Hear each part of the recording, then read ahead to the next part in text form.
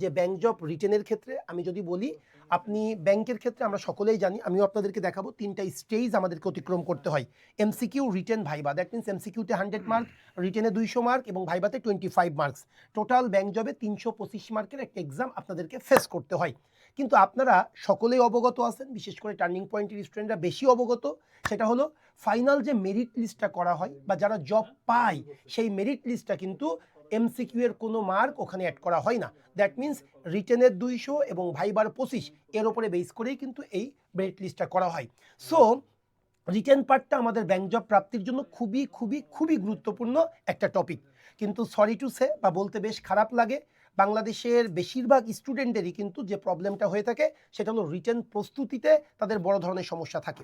আমি অসংখ্য স্টুডেন্টকে দেখেছি যারা 5 থেকে 7টা রিটেন পরীক্ষা দিচ্ছে কিন্তু এখনও তাদের জব হয়নি বা আল্লাহ এখনও তাদের জবের জন্য কবুল করে নাই। সো আমরা অবশ্যই স্রষ্টা বা ভাগ্যের উপরে ডিপেন্ড করব, কিন্তু আমাদেরও যে শর্টেজ আছে, যে শর্টকামিংস আছে, যে বোটল নেক আছে, এগুলো নিয়েও কিন্তু আমাদেরকে কাজ করতে হবে। সেই জন্যই আজকে আমি একটু বলবো, অনেক কথা আমি খুব মানে একটু রুষ্টভাবে আপনাদেরকে বলবো, কারণ বেশিরভাগ ক্ষেত্রেই দেখেন যে আমি অবগত আছে, জলি মাইন্ডের ক্লাস নিয়ে থাকি, আপনাদেরকে খুব মজা করে থাকি। কিন্তু আজকে হয়তো বা আমি আপনাদেরকে অত আনন্দ দিতে পারবো না, বা আমার যে 1 ঘন্টার সেশন খুব অল্প সময় কথা বলবো, রিটেন নিয়ে খুব বেশি কথা বলার দরকার নেই, কারণ রিটেন তাদেরই প্রয়োজন হয় বা তারাই কাজ করে যাদের ম্যাচিউরিটি ওই পরিমাণে গিয়েছে বা যারা মোটামুটি জব প্রাপ্তি সম্পর্কে একটু প্রাগমেটিক, একটু বাস্তব চিন্তা করে, তাদের নিয়ে আমাদের আজকে সেশনটা পরিচালনা করার কথা। সো আমি বেশি কথা বলে ফেলতেছি, যেহেতু সেশনটা আমিই নিব, কিন্তু তারেক স্যারকে কাছে পেয়েছি। আপনারা সবসময়ই জানেন তারেক স্যার মানেই কিন্তু খুব ইম্পর্টেন্ট ইনফরমেশন আপনাদেরকে প্রোভাইড করে। সো আমি অবশ্যই পরবর্তীতে কথা বলবো, তবে তার আগে একটু তারেক ভাই এবং বাপ্পি ভাই একটু ইন্ট্রো পার্টটা বা আইস ব্রেকিং পার্টটা শেষ করবে। তারেক স্যার প্লিজ, বাপ্পি ভাই প্লিজ একটু আসবেন। আশা করি সবাই ভালো আছেন। সুমন ভাই তো ক্লাস নেবেনই। হ্যাঁ, তো সুমন ভাইয়ের একটা চমৎকার ইনিংস থাকবে। হ্যাঁ, দেখতে ভালো লাগবে, দৃষ্টিনন্দন থাকবে এবং অবশ্যই আপনাদের কাছে এটাকে টাইম ওর্দি একটা যে বিষয় মনে হবে। আমরা জাস্ট, আমি যে কথাটা আমি সবসময় বলি, আমি স্টুডেন্টদেরকে সবসময় বলি, এই আমরা রিটেনে টার্গেট করব কত? শুনতে পাই না, শোনা যায় না। হ্যাঁ, যারা শুনতে পারছে না তাদেরকে কি করতে হবে? তাদেরকে জয়েন উইথ অডিও দিতে হবে। এখন তো উনি এটাও শুনতে পারবেন না, কারণ উনি তো কিছুই শুনতে পারছেন না। যাই হোক, যেটা আমি বলতে চাচ্ছিলাম যে আমি আপনাদের কাছে জানতে চাচ্ছিলাম, হ্যাঁ আমরা টার্গেট করব কত? আচ্ছা, সুন্দর, অনেক কমেন্ট আসতেছে, আমি একটু কমেন্ট দিতে থাকি, দেখতে থাকি। আচ্ছা, ওকে, 150 প্লাস, 130, 140। হ্যাঁ, আমি আমার স্টুডেন্টদেরকে এখন দেখেন কোনো কিছুই ফিক্স না। এখন আমি প্রেজেন্ট সিনারিও বা প্রেজেন্ট কারেন্ট সিচুয়েশনে আমি বলি যে আপনারা টার্গেট করেন কত? 135 প্লাস। ঠিক আছে, আপনারা টার্গেট করেন না, এটা অ্যাকচুয়ালি আমরা টার্গেট করি যে আমার স্টুডেন্টকে আমি রিটেনে কিভাবে 135 প্লাস। ঠিক আছে, হ্যাঁ, মিলন শেখ এত বেশি ইয়ে হওয়া যাবে না। হ্যাঁ, এত আপনার চুজি হওয়া যাবে না যে এটার জন্য এটা, এটার জন্য এটা। হ্যাঁ, কারণ আপনি একবার এডি হওয়ার জন্য পড়বেন, একবার সিনিয়র অফিসার হওয়ার জন্য পড়বেন, একবার অফিসার জেনারেল না। আমাদের প্রিপারেশনটা শুরু থেকে শেষ পর্যন্ত সেম থাকতে হবে এবং একইভাবে একই রকমভাবে শেষ করতে হবে। সো আমি এই জন্য সবাইকে সবসময় বলতেছি কি, যে আপনি টার্গেট করেন 135 প্লাস। ঠিক আছে, তাতে করে হবে কি, প্রশ্ন কঠিন হলে কম পাবে, সবাই কম পাবো। প্রশ্ন সহজ হলে বেশি পাবে, সবাই বেশি পাবে, তাই না? তাহলে প্রশ্নের ডিফিকাল্টিজের উপরেও কিন্তু অনেক কিছু ডিপেন্ড করে যে প্রশ্নটা কতটুকু সহজ হবে অথবা কতটুকু কঠিন। সো এই যে 135 পাইতে হবে, এটা আপনার টার্গেট না, এটা বেসিক্যালি আমাদের টার্গেট, যে আমাদের সাথে যারা যুক্ত হলো তারা আমাদেরকে সুন্দরভাবে যদি ফলো করে কিভাবে তারা 135 পায়। হ্যাঁ, আমি খুব সহজ একটা হিসাব দেখাই, দেখেন আমার হিসাবটা সবসময় সিম্পল থাকে, যে আমার ফোকাস রাইটিং কয়টা থাকে? 2টা, একটা বাংলা একটা ইংলিশ। 35-এ আমি 25 করে পাবো। আমার হচ্ছে গিয়ে কি থাকে, আমার ট্রান্সলেশন থাকে 15টা কোশ্চেন, 15টার 15টাই পারবো এরকম আশা করাটা একটু আধিক্যতা হয়ে যায়। স্ট্যান্ডার্ড কোশ্চেন আসলে আমরা 15টার 10টা পারার চেষ্টা করব, 10টা পারলে কি 10 দোকানে কত? 20। ঠিক আছে, এরপর কি থাকে? কম্প্রিহেনশন 30 মার্ক থাকে, 30-এ 5টা বা 6টা কোশ্চেন থাকে, আমরা মোটামুটি লিখলে ইনশাল্লাহ 20 মার্ক পাবো, এটা তো নিশ্চিত করার দায়িত্ব আমাদের। আর্গুমেন্টে থাকে 30 মার্ক, 30 মার্কের মধ্যে আমরা হচ্ছে গিয়ে 20 মার্ক পাওয়ার চেষ্টা করব। ঠিক আছে, এরপরে হচ্ছে গিয়ে দেখেন আমার আরো 2টা সেগমেন্ট আছে। কি? ম্যাথ 5টা আসে, 5 6 30, আমরা 5টা তো পারবো না, আমরা হয়তো 3টা পারবো। আমরা একটু মানে কি প্র্যাকটিক্যাল হয়ে অপটিমিস্টিক না হয়ে যে 5টা আসবে 3টা আমরা ইনশাল্লাহ পারবো। 3টায় কত 18। এরপরে আমাদের ট্রান্সলেশন থাকে 10 মার্ক, তাহলে কি হবে ওইখানে আমরা ধরে নিলাম 7। এই যে দেখেন এখানে সুন্দর 135। তার মানে আমার চেষ্টা কি থাকবে, আমার চেষ্টা থাকবে যে আমার স্টুডেন্টরা কিভাবে 135 পায়, আমি ক্লাস নিয়ে আমি এফোর্ট দিয়ে আমি এটা নিশ্চিত করার চেষ্টা করব। ঠিক আছে, মানে এই চেষ্টাটা আপনার না, এই চেষ্টাটা কার, এই চেষ্টাটা আমার। আপনি কি করবেন, শুধু আমাকে ফলো করবেন, শুধু আমাকে ফলো করবেন, যে আমি যা বলতেছি আপনি তা পড়েন, আমি যেভাবে বলতেছি আপনি সেভাবে লেখেন, আমি যা বলতেছি আপনি সেই তথ্যগুলোকে ফলো করার ট্রাই করেন। সো এই যে যখন আপনি এইভাবে করে ট্রাই করবেন, ইনশাল্লাহ আপনি কত পেয়ে যাবেন 135। তাহলে আমাদের এই কোর্সের টার্গেটই থাকবে কিভাবে আমার স্টুডেন্ট যেন 135 পায়। যারা ভাই ম্যাথমেটিক্সে ভালো তারা কি করবে, ম্যাথমেটিক্সে ভালো তারা হয়তো এই আমি বলতেছি 18, ওরা হয়তো কেউ 24 পাবে, কেউ 30 পাবে। কেউ কেউ আছে কি জেনারেল নলেজে ভালো, তারা হয়তো 20-এর জায়গায় 26 পাবে। কেউ কেউ আছে ফোকাস রাইটিংয়ে খুব ভালো, আমি 25 বলতেছি, ওরা হয়তো 28 করে পাবে।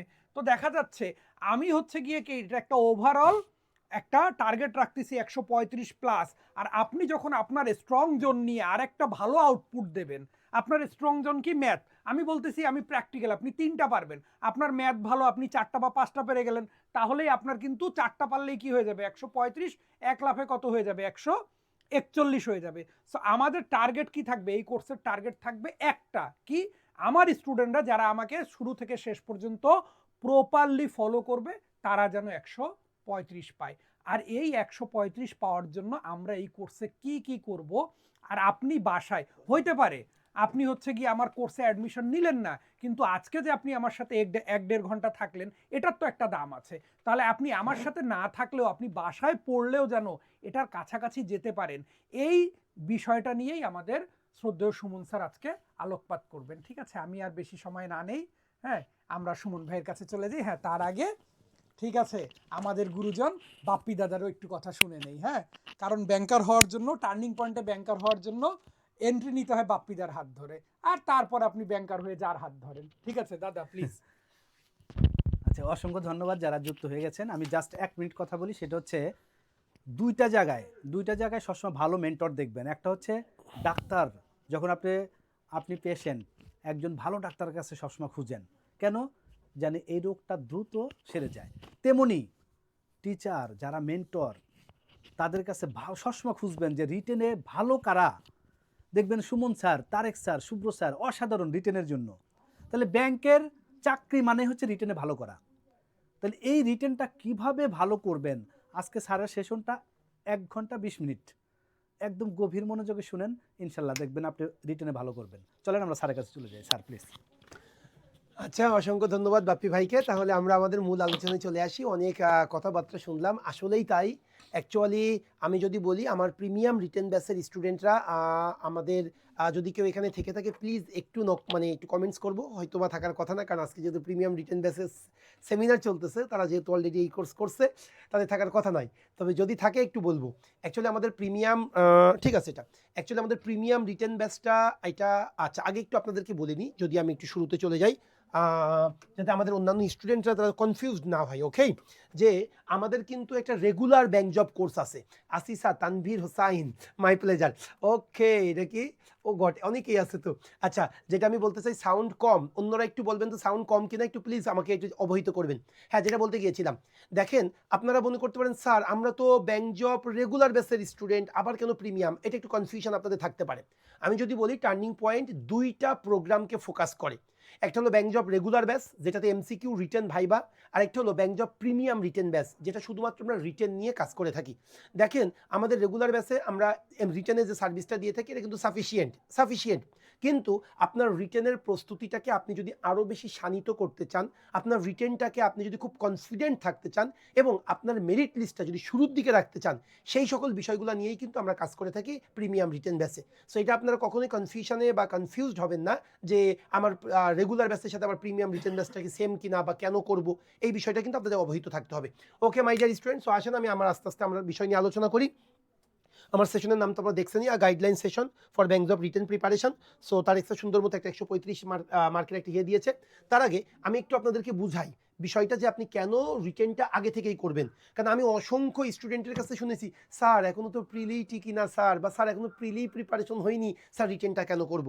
দেখেন আমরা সবসময় আপনাদেরকে বলি যে আপনাকে যদি 6 মাসের মধ্যে ব্যাংকের প্রস্তুতি শেষ করতে চান, অবসম্ভাবীভাবে আপনাকে এমসিকিউ এবং রিটেন প্রথম দিন থেকেই প্রিপারেশন নিতে হবে। Early stage of your preparation, early day of your banks of preparation আপনাকে কি করতে হবে, এমসিকিউ এবং রিটেন আপনাকে সমানতালে প্রিপারেশন নিতে হবে। এখন আপনি বলতে পারেন কেন, এই ক্যানের উত্তরটা দেওয়ার জন্যই আমি এই টাইম লাইনটা আপনাদের সামনে শো করেছি। কম্বাইন্ড এসও 2023, এই যে আপনারা 5 তারিখ ডিসেম্বর, গত বছর ডিসেম্বর, মানে এই 5 তারিখেই আপনারা যে পরীক্ষাটা দিয়েছিলেন এমসিকিউ পরীক্ষা, এবং 19 তারিখে রিটেন হওয়ার কথা ছিল, সেটা পরবর্তীতে গত বুধবারে রিটেনটা হলো।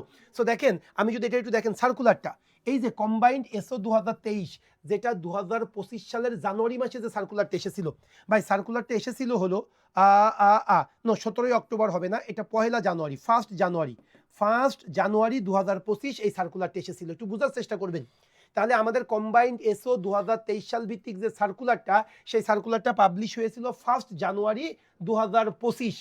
এটার এমসিকিউ পরীক্ষাটা কবে হয়েছে, 5 ডিসেম্বর 2025। ভালো করে বুঝবেন কিন্তু। তার মানে একদম কি হয়েছে আমাদের 12 মাস পরে, সার্কুলার ডেটের প্রথম দিন থেকে 11 মাস পরে কি হয়েছে, আমার এমসিকিউ পরীক্ষা হয়েছে। তাহলে যেদিন সার্কুলার পাবলিশ হয়েছিল তার 11 মাস পরে কি হয়েছে, আমার এমসিকিউ পরীক্ষা হয়েছে। মজার ব্যাপার কি জানেন, 5 ডিসেম্বর, 19 ডিসেম্বর ছিল, শুধুমাত্র শহীদ হাদি ভাই মারা যাওয়ার কারণে 24 ডিসেম্বর হয়ে গিয়েছে, তাই না? সো 24 ডিসেম্বর, আমি যদি এটাও চিন্তা করি 5 থেকে 24, তার মানে ভাই একটু চিন্তা করেন, জাস্ট 21 ডেইজ, 21 দিন পরে এমসিকিউ পরীক্ষার 21 দিন পরে কিন্তু রিটেন পরীক্ষা হয়েছে। আমরা যেটা বলি সেটা অনেস্টলি বলতেছি, এমসিকিউ পরীক্ষা যেদিন হয় তারপরে রিটেন পরীক্ষা, ব্যাংকের ক্ষেত্রে, বিসিএস না, বিসিএসে এমসিকিউ পরীক্ষার অনেক ক্ষেত্রে দেখছি এক বছর পরেও রিটেন পরীক্ষা হয়। এই 46তম বিসিএস তো 1 বছর 3 মাস পরে রিটেন হয়েছে। কিন্তু ব্যাংকের ক্ষেত্রে যেদিন এমসিকিউ পরীক্ষা হবে তার মনে রাখবেন 14 দিন অথবা 21 দিন অথবা 28 দিনের মাথায় রিটেন পরীক্ষা হয়। সাধারণত 14 দিন অথবা 21 দিন সময় পাবেন, এর বেশি আপনি সময় পাবেন না। সো আপনি একটু জিনিস বুঝার চেষ্টা করেন, যেটার উপরে আপনার জব নির্ভর করে, যেটার উপরে আপনার চাকরির নিশ্চয়তা নির্ভর করে, সেটাই যদি আপনি 21 দিন ধরে পড়েন, আর যেটা এমসিকিউ যার মার্ক কোনো যোগ হবে না, সেটা আপনি 1 বছর ধরে পড়তেছেন বা 6 মাস ধরে পড়তেছেন, তাহলে আপনাকে বুঝতে হবে একটু ইফেক্টিভ ওয়েতে আপনার টাইমটাকে ইউটিলাইজ করতে হবে। আপনাকে একটু অসপিশাস হইতে হবে, একটু দূরদর্শী হইতে হবে, ফারসাইটেড হইতে হবে যে আমার যে টাইম ইনভেস্ট করব এখান থেকে আমি ম্যাক্সিমাম আউটপুট কিভাবে পাবো, সেটা একটু মাথায় রাখবেন আপনারা। সো এই স্লাইডটা তৈরি করার মূল উদ্দেশ্য হলো আপনাদেরকে এই রিয়ালাইজেশনটা ক্রিয়েট করা যে এমসিকিউ পাশের পরে আপনি রিটেন প্রস্তুতি নেবেন, এটা কিন্তু একটা ভ্রান্ত ধারণা। It will be a great blunder for your life. So আপনার লাইফের এটা কিন্তু একটা বড় ভুল হবে কিন্তু অফ ইউর লাইফ, সেটা একটু আপনাদেরকে মাথায় রাখতে হবে। সেই জন্যই আমি বলবো প্রথম দিন থেকে এমসিকিউ রিটেন আপনারা প্রস্তুতি নেবেন। ওকে, সো এবার আসি আমরা পরবর্তীতে, যদি এটা আমি বলেছি, তারপরে যেহেতু স্লাইডটা একটু আমি আপনাদেরকে শুরু থেকেই দেখানোর চেষ্টা করতেছি। আমি অলরেডি বলেছি আমাদের ব্যাংকে পরীক্ষার ধাপ, নিয়োগ পরীক্ষার ধাপ কয়টি, 3টি। প্রথমে এমসিকিউ হবে 100 নাম্বার, লিখিত হবে 200 নাম্বার, ভাইবা হবে 25 নাম্বার। কিন্তু যে মেরিট পজিশনটা, দ্যাট মিনস যারা চাকরি পেয়ে থাকে তাদের কিন্তু এই যে লিখিত 200 আর ভাইবাতে 25, এই 225 মার্কের উপরে বেস করেই কিন্তু মেরিট পজিশনটা হয়ে থাকে বা মেরিট পজিশন তৈরি করা হয়ে থাকে, বা যারা জব পায় তাদের যে জব প্রাপ্তি নিশ্চয়তা এই 225 মার্কের উপরে বেস করেই হয়ে থাকে। তার মানে এই না যে আপনি এমসিকিউ বাদ দিয়ে দেবেন, নো, আপনি এমসিকিউ পড়বেন, কিন্তু আমাদের বাংলাদেশের স্টুডেন্টদের যে প্রবলেমটা, সেই প্রবলেমটা কি, তারা রিটেন প্রস্তুতি নিতে চায় না।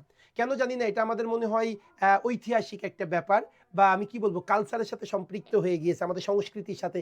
কেন আমরা যেন রিটেনটাকে ভয় পাই, আর যখন এটা ইংলিশের বিষয় আসে তখন তো আমরা আরও ভয় পেয়ে থাকি। হ্যাঁ, এটা আমাদের ঐতিহ্যগতভাবেই, ট্র্যাডিশনালি বোধ হয় আমরা ভয় ভিতরে ঢুকে গিয়েছে, যে ইনহারেন্ট একটা ভয়, ফোবিয়া, যে আমি মনে হয় রিটেনে ভালো করতে পারবো না, আর ইংলিশ রিটেন তো কথাই নেই। সো সেই ফোবিয়া নিয়েই ইনশাল্লাহ আজকে আমি কীভাবে ওভারকাম করবেন সেই বিষয়টা আমি একটু ডিসক্লোজ করার চেষ্টা করব। ওকে, সো আমরা জানলাম যে লিখিত পরীক্ষা এবং ভাইবা যে মার্ক থাকে, এই দুইটার উপরে বেস করে আমাদের কি করা হয়, মেরিট পজিশন তৈরি করা হয়। এবার মিনিমাম টার্গেট টু সেট, আপনি অ্যাকচুয়ালি এমসিকিউ রিটেন ভাইবা আপনার মিনিমাম কত মার্ক আপনাকে টার্গেট সেট করা উচিত। যেমন দেখেন এমসিকিউতে আমি বলি 70+, এমসিকিউতে 70+, যদিও গত 5 বছরে 2টা পরীক্ষাতে 76 মার্ক কিন্তু কাটমার্ক ছিল, 70+ হয়েছে 2টা পরীক্ষা গত 7 বছরের মধ্যে। সো আমি জেনারেলি বলি 70+ যদি আপনি প্রিপারেশন নেন আপনি কিন্তু সেফ জোনে থাকবেন। সো এমসিকিউতে 70+। তারেক স্যার বলেছে আমরা আপনাদেরকে 135 পাওয়াই, কিন্তু আপনার টার্গেট থাকা উচিত মিনিমাম 125। মিনিমাম 125 যদি আপনি পান আপনি মনে রাখবেন আপনি কনফার্ম জান্নাতি, চিন্তা করতে পারেন। কারণটা কি, জেনারেলি কাটমার্ক রিটেনে যেটা দেখি আমরা 105 110 এর বেশি তেমন হয় না। সো 125 মানে আপনি কনফার্ম আপনি সেফ জোনে থাকবেন এবং খুব ভালো একটা ব্যাংক আপনি চয়েস লিস্টে আসবে। যেমন দেখেন অনেকেই চাকরি পায়, যেমন লাস্ট আমার বেশ খারাপ লাগছে, আমার খুব কাছের একজন স্টুডেন্ট পল্লী সঞ্চয় ব্যাংক, এখানে আর কি সে মানে মোটামুটি সে এখানে টিকছে। সো এই পল্লী সঞ্চয় ব্যাংকের টিকা না টিকা কিন্তু সেম, কারণ এটা এখনো ব্যাংকের পর্যায়ে আসেনি। আপনি পল্লী সঞ্চয় ব্যাংকে না টিকে আপনি যদি হাউস বিল্ডিং, সোনালী ব্যাংক এগুলাতে যদি টেকেন তাহলে কিন্তু আপনার মানে ফিউচারটা কিন্তু বেশ ব্রাইট। সেগুলো কিন্তু আপনাদেরকে মাথায় রাখতে হবে। সে 125 মানে আপনি অনেক উপরে থাকবেন। হ্যাঁ, আমি তোমাদের কথা বলার সময় দিব লাস্টে, আমার ক্লাস শেষে তোমাদেরকে কথা বলার সময় দিব। আর ফাইনালি ভাইবাতে 20 মার্ক আপনি সেট করে রাখবেন। এই 20 মার্ক টোটালি পাওয়ার দায়িত্ব আপনি আমার উপরে ছেড়ে দিতে পারেন, কারণ ভাইবাতে আমি 4 ঘন্টার ক্লাস নিই। আর রিটেনে 125 মার্ক এটাও আপনি আমাদের উপরে ছেড়ে রাখতে পারেন, যদি আপনি প্রিমিয়াম রিটেন ব্যাচের আমাদের এই কোর্স আউটলাইনটা বা এই কোর্স সম্পর্কে একটু দেখেন, তাহলে আপনি খুব ভালোভাবেই বুঝতে পারবেন 125 পাওয়া আপনার কোনো বিষয়ই না। তারেক স্যারটা 135-এর একটা দিল। তারেক স্যার অনেক বেশি মানে সে মানে গুড উইশার, কিন্তু আমি একটু be pragmatic, come to the ground. আমি যদি একটু বাস্তবতা চিন্তা করি 125 পাওয়ানো সম্ভব এবং 125 মানে আপনি সেফ জোনে থাকবেন। এই জন্য এটা আপনাদের মিনিমাম টার্গেট হওয়া উচিত। এইবার একটু আসি লিখিত পরীক্ষার মানবন্টন। যদি এটা আমি আমার এমসিকিউ ক্লাসে দেখিয়েছি, কিন্তু আজকে আরেকটা কারণে আমি এটা দেখাবো, হয়তো এই বিষয়টা আপনারা অনেকেই চিন্তা করেন নাই, সেই বিষয়টাই আজকে একটু আমি আপনাদের চিন্তার দুয়ারে একটু নক করতে চাই। আগে আমি টাইম ডিস্ট্রিবিউশনটা দেখাই, তারপরে আমি যে বিষয়টা এটার জন্য নিয়ে এসেছি সেটা আমি আর কি আপনাদেরকে ডিসক্লোজ করব। এটা অনেকেই হয়তো ভাবেন নাই, একটু আজকে আপনাদেরকে আমি বলি, একটু বাস্তবতা উপস্থাপন করার চেষ্টা করব, বি প্র্যাগমেটিক। ওকে, দেখেন আমরা যদি বলি ব্যাংকে সাধারণত যেটা হয় এখন ফিক্সড হয়ে গেছে, একটা ফোকাস রাইটিং ইংলিশ 30 থেকে 35 মার্ক। আমি যদি বলি বিট্রু 35 মার্ক থাকে। ওকে, ফোকাস রাইটিং ইংলিশে 35 মার্ক থাকতেছে এবং বাংলাতে একটা ফোকাস রাইটিং 35 মার্ক থাকতেছে। মোটামুটি এটা এখন কনফার্ম হয়ে গেছে। জেনারেল নলেজ এখানে 15টা কোশ্চেন থাকে, প্রত্যেকটাতে 2 মার্ক করে, তার মানে 30 মার্ক। ম্যাথমেটিক্স 5টা কোশ্চেন থাকে, প্রত্যেকটাতে 6 মার্ক করে, 30 মার্ক। মাঝে মাঝে 25ও দেয়, তবে 30ই বেশিরভাগ থাকে। আর রিডিং কম্প্রিহেনশন এটা 20ও থাকতেছে আবার 30ও থাকতেছে। যেমন দেখেন লাস্ট সিনিয়র অফিসার, এই যে গত বুধবার যে পরীক্ষাটা হলো এটা কিন্তু 30 ছিল। দ্যাট মিনস সিনিয়র অফিসার এবং বাংলাদেশ ব্যাংকের এডিতে 30 এবং অন্যান্য পরীক্ষায় 20 করে থাকতেছে। এরপরে ট্রান্সলেশন এখানে 10ও থাকে, 20ও থাকে, 40ও থাকে। জেনারেলি 40 থাকে, বাংলা থেকে ইংলিশ 20, ইংলিশ থেকে বাংলা 20। জেনারেলি পরীক্ষাগুলোতে 40 মার্ক থাকে। সো ট্রান্সলেশন 20 থেকে 40 মার্ক। আর একটা ইস্যুস রিসেন্টলি বেশি আসতেছে, সেটা হলো আর্গুমেন্টেটিভ রাইটিং। লাস্ট যদি 5টা পরীক্ষা দেখি, 5টা পরীক্ষাতেই কিন্তু আর্গুমেন্টেটিভ রাইটিং এসেছে। এখানে 30 মার্ক, এখানে 30 মার্ক। তবে আর্গুমেন্টেটিভ রাইটিংয়ের পরিবর্তে মাঝে মাঝে প্রিসিজ রাইটিং, যদি আর্টস ফ্যাকাল্টি কোশ্চেন করে তারা কিন্তু আর্গুমেন্টেটিভ রাইটিংও দিচ্ছে, আবার সামারি রাইটিং 15 মার্ক অ্যাড করতেছে। ওকে, সো আর্গুমেন্টেটিভ রাইটিং, প্রিসিজ রাইটিং বা বিজনেস লেটার এই পার্টটা থেকে 20 থেকে 30 মার্ক থাকবে। ক্লিয়ার বিষয়টা? এই হলো আমাদের টোটাল মার্ক ডিস্ট্রিবিউশনটা। স্যার বাংলাদেশ ব্যাংকের কি কি আলাদা থাকে? No, Bangladesh bank combined senior officer, combined officer সব সেম। ব্যাংকের মজার ব্যাপার হলো সব প্রস্তুতি সেম। ক্লিয়ার বিষয়টা? সেম এই প্যাটার্নেই কিন্তু আপনার রিটেনের মার্ক ডিস্ট্রিবিউশনটা। এখন আসেন আমি যদি বলি আমরা যে লিখিত পরীক্ষা শুরুতেই যদি আপনাদেরকে একটু মানে টাচ করতে চাই, লিখিত পরীক্ষায় সবচেয়ে বড় প্রতিবন্ধকতা কি জানেন? এটা কিন্তু আমরা অনেকেই বোঝার চেষ্টা করি না। অনেকেই হয়তো মনে করে না আমি ভালো লেখার মানটা ভালো না, অনেকে মনে করে না আমার হয়তো ইনফরমেশনটা ভালো প্রোভাইড করতে পারি না, আমার সেন্টেন্সের কনস্ট্রাকশনটা অতটা স্ট্যান্ডার্ড না, আমরা অনেকেই এটা মনে করি। কিন্তু বিলিভ করেন, এটা আমার রিসার্চ থেকে যদি আমি বলি, আমি সেটা খুব মানে একটু রিয়ালাইজ করার চেষ্টা করেছি। আমি অনেক সময় ভেবে আমার মনে হয়েছে এই বিষয়টাই হওয়া উচিত। ব্যাংক জব রিটেন পরীক্ষার বা প্রস্তুতির সবচেয়ে বড় যে প্রতিবন্ধকতা সেটা হলো টাইম ম্যানেজমেন্ট। এটা আপনাকে মাথায় রাখতে হবে। অ্যাকচুয়ালি আমাদের ব্যাংকে 2 ঘন্টায় যে কোশ্চেনগুলো আসে আপনারা তো দেখলেন, 2 ঘন্টায় আপনাকে এই টোটাল 7টা টপিক লিখতে হবে। এই 7টা টপিকের মধ্যে অনেকগুলো কিন্তু সাব টপিক আছে। একটা ইংলিশ ফোকাস রাইটিং, একটা বাংলা ফোকাস রাইটিং, 15টা general knowledge, mathematics, reading comprehension, translation আসবে, আর্গুমেন্টেটিভ রাইটিং আসবে। সো এই যে 7টা টপিক, এই টপিকটা আপনাকে অনলি ফর 2 ঘন্টার মধ্যে, অনলি ফর 2 ঘন্টার মধ্যে কিন্তু আপনাকে শেষ করতে হবে। এই 2 ঘন্টায় শেষ করাটা এটা সবচেয়ে বড় প্রতিবন্ধকতা। এটাই কিন্তু আমরা অনেক সময় রিয়ালাইজ করতে পারি না যে টাইম ম্যানেজমেন্ট এটা সবচাইতে বড় সমস্যা ব্যাংক জব প্রস্তুতির জন্য, মানে ব্যাংকের রিটেন পরীক্ষার জন্য। এটা আমরা অনেক স্টুডেন্ট রিয়ালাইজ করতে পারি না। সো আপনারা বলতে পারেন স্যার টাইম ম্যানেজমেন্ট জিনিসটা আসলেই কেন বড় প্রতিবন্ধকতা আপনি কনসিডার করতেছেন? এর কারণটা হলো একটু বোঝার চেষ্টা করবেন, একটু রিয়ালাইজ করার চেষ্টা করবেন। দেখেন আমাদের টোটাল টাইম কত? 120 মিনিট, তাই না? ব্যাংক জব রিটেন পরীক্ষা কত মিনিট হয়? 120, 2 ঘন্টা। 2 ঘন্টা মানে কি 120 মিনিটস। তাহলে একটু ভালো করে বোঝার চেষ্টা করেন ভাই। টোটাল টাইমটা কত জানো? 120 মিনিটস, তাই তো? আমরা 120 মিনিট সময় পাচ্ছি। একটু দেখেন তো এই 120 মিনিটের মধ্যে আমাদেরকে প্রথমত আমি যদি চিন্তা করি ম্যাথ, তাই না? Okay fine. ম্যাথে কত মার্ক থাকে জানো? ম্যাথে 30 মার্কস থাকে। 30 মার্কস মানে কয়টা ভাই? 5টা ম্যাথ করতে হয়। জেনারেলি দেখেন ম্যাথমেটিক্সের যে বিষয়টা হয়ে থাকে, যদিও তার এক্সট্রা শুভ্র স্যার ভালো ডিসক্লোজ করতে পারবে, কিন্তু আমার যেটা অনুধাবন হয়েছে সেটা যদি একটু বলি, ম্যাথমেটিক্সে যে 5টা কোশ্চেন থাকে, এই 5টা কোশ্চেনের মধ্যে 2টা কোশ্চেন মোটামুটি সবাই পারে। একটু জাস্ট জেনারেল যে ক্যালকুলেশন, যদি কেউ একটু ক্যালকুলেশন বোঝে সবাই কিন্তু 2টা ম্যাথ পারবে। আর 2টা ম্যাথ দেয় তারা একটু জাস্ট কি করে, একটু ঘুরায় ফ্রায়, একটু ডিফিকাল্টি লেভেল 50 to 60%। আর 2টা ম্যাথ আমার মনে হয়েছে, হ্যাঁ। আর একটু ইকুয়েশন বেস তৈরি করতে পারলে, মোটামুটি একটু প্রিভিয়াস কোশ্চেন প্র্যাকটিস করতে পারলেই বাকি 2টা কোশ্চেন পারা যায়, 4টা কোশ্চেন। আর একটা যে কোশ্চেন না, এই কোশ্চেনটা পারতে গেলে আপনাকে আসলেই ম্যাথে অনেক বেশি প্রফিশিয়েন্ট হইতে হবে। যারা ম্যাথে অনেক ভালো তারাই দেখা যায় ওই 5 নাম্বার কোশ্চেনটা বা একটা লাস্ট যে কোশ্চেনটা ওটা তারা সলভ করতে পারে। তার মানে ম্যাথে যে 5টা কোশ্চেন থাকে, যতই প্রফিশিয়েন্ট হোক না কেন, এটা আমার এক্সপিরিয়েন্স মোর দ্যান 99.99%ই দেখা যায় তারা 30 মিনিট মতো সময় লাগে। 25 থেকে 30 মিনিট চলে যায় কিন্তু এই 5টা ম্যাথ করতে গিয়ে। আমি দেখেছি অনেক ভালো, কিন্তু তারপরেও তার দেখা যাচ্ছে 25 থেকে 30 মিনিট চলে যাচ্ছে। সো এইটা কিন্তু একটা বড় ব্যাপার, হ্যাঁ। সো আমি যদি একটু আপনাদেরকে বলি, দেখেন ম্যাথে অন এভারেজ আমাদের মনে করলাম আমরা 30 মিনিট সময় লাগবে। 30 মিনিটস কিন্তু ম্যাথে চলে যাই। ওকে, আপনাদের যেহেতু মনে হচ্ছে আমি আরও 5 মিনিট কমাই দিলাম, যে স্যার 5টা ম্যাথ আমি 5 মিনিট করে সময় রাখলাম, কিন্তু বিলিভ করেন ভাই ম্যাথে যতই প্রফিসিয়েন্সি থাকুক না কেন 25 মিনিটের কম কিন্তু ম্যাথ পড়াটা বেশ টাফ। সো ম্যাথে মোটামুটি আপনার 25 মিনিট সময় চলে যায়। ওকে, এবার আসেন জেনারেল নলেজ। এখন বর্তমানে ব্যাংকের রিটেন পরীক্ষায় প্রত্যেকটা পরীক্ষায় কিন্তু 15টা করে জেনারেল নলেজ আসছে। একটু বোঝার চেষ্টা করবেন। আপনারা অনেকেই বলেন স্যার জেনারেল নলেজ তো তেমন সময়ই লাগে না, কিন্তু একটু রিয়ালাইজ করেন তো 15টা কোশ্চেন পড়া, সেই 15টা কোশ্চেনে একটা ওয়ার্ড করেও তো লিখতে হয়। সো আপনি যতই ট্রাই করবেন দেখবেন আপনি 15 মিনিটের কম কিন্তু জেনারেল নলেজ সলভ করা যায় না। একটু বোঝার চেষ্টা করেন। সো জেনারেল নলেজ 15টা কোশ্চেনে অন এভারেজ আপনার কিন্তু 15 মিনিট সময় কিন্তু চলে যাবেই 15 মিনিট সময়। ওকে, এইবার যদি আমি বলি কিছু সিস্টেমেটিক লস আছে। সিস্টেমেটিক লস কেমন? যেমন দেখেন ন্যাচারালি কিন্তু এটা প্রত্যেকটা পরীক্ষার্থীরই এটা ফেস করতে হয়।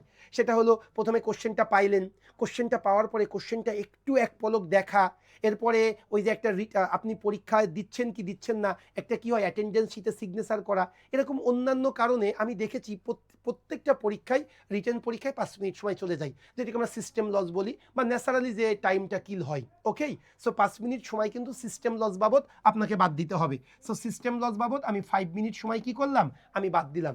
সো একটু বোঝার চেষ্টা করেন মার্ক কত গেছে ভাই। মার্ক গেছে হলো ম্যাথে 30, জেনারেল নলেজে 30, তার মানে 30 60 মার্কস আমার গেছে। এই 60 মার্কস আনসার করতে গিয়ে আপনার সময় চলে যাবে কত দেখেন তো ভাই, 25 মিনিট আর 15 মিনিট, 40 মিনিট আর 5 মিনিট, তার মানে ভাই 45 মিনিট হ্যাজ গন। আপনার 45 মিনিট পুরা চলে যাবে ভাই। কয় মার্কের জন্য? জাস্ট 60 মার্কের জন্য। নো ওয়ে, আপনি এই 45 মিনিটের কম পারবেনই না ভাই। আপনার এখনো কত মার্ক বাকি আছে? রিটেন তো মোট 200 মার্ক, তার মানে রিমেইনিং এখনো কত মার্কস বাকি আছে? 140 মার্কস। একটু বোঝার চেষ্টা করেছেন?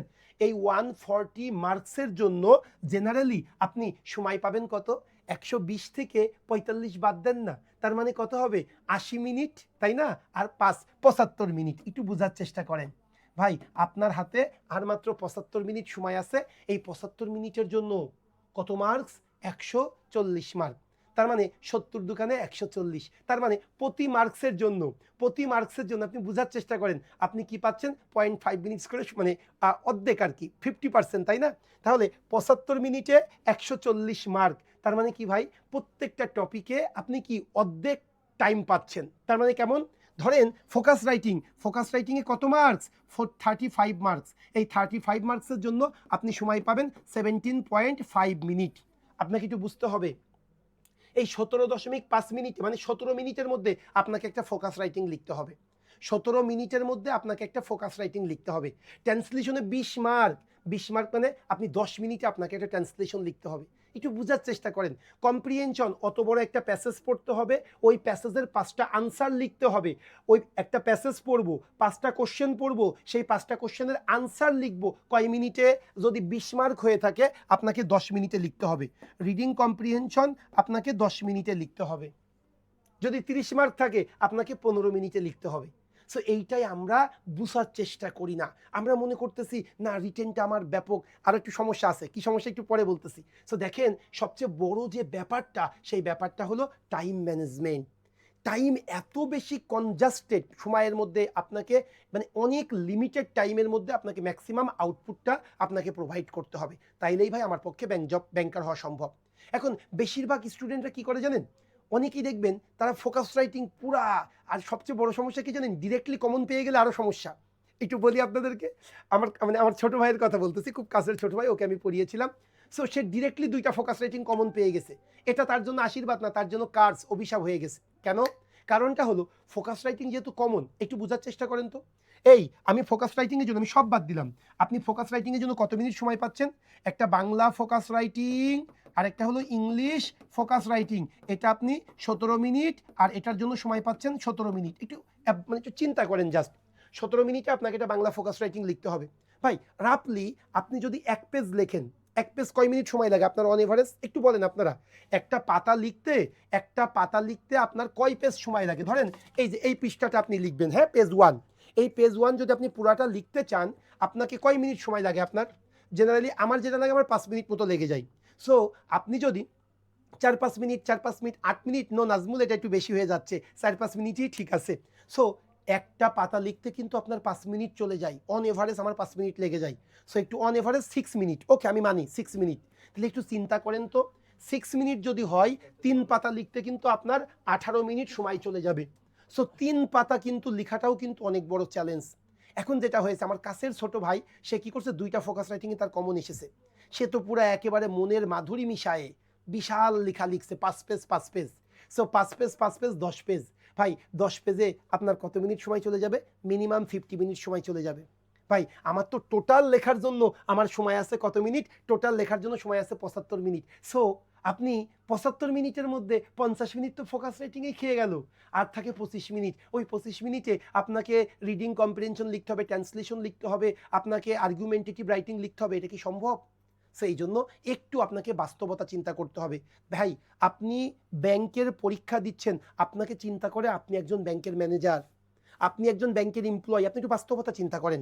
ধরেন আপনি একটা ব্যাংকের একজন একটা মানে আমি ম্যানেজার, আমি আমার ব্যাংকের ম্যানেজার, আমি নড়াইল শাখার ব্রাঞ্চ ম্যানেজার হিসাবে কর্মরত আছি।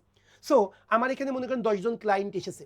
এই 10 জন ক্লায়েন্টের মধ্যে আমি 5 জন ক্লায়েন্টকে সেই মাপে সার্ভিস দিয়েছি, বাকি 2 জন ক্লায়েন্টকে কোনো রকম সার্ভিস দিয়েছি, আর বাকি 3টা ক্লায়েন্টকে আমি কোনো রকম কথাই বলি নাই, আমি তার সময়ই পাইনি তার সাথে কথা বলার। ভাই আমি কি ভালো ম্যানেজার হব? নো। আমার ভালো ম্যানেজার মানে কি, হাউ টু ম্যানেজ, আমাকে কিভাবে ম্যানেজ করতে হবে প্রত্যেককেই।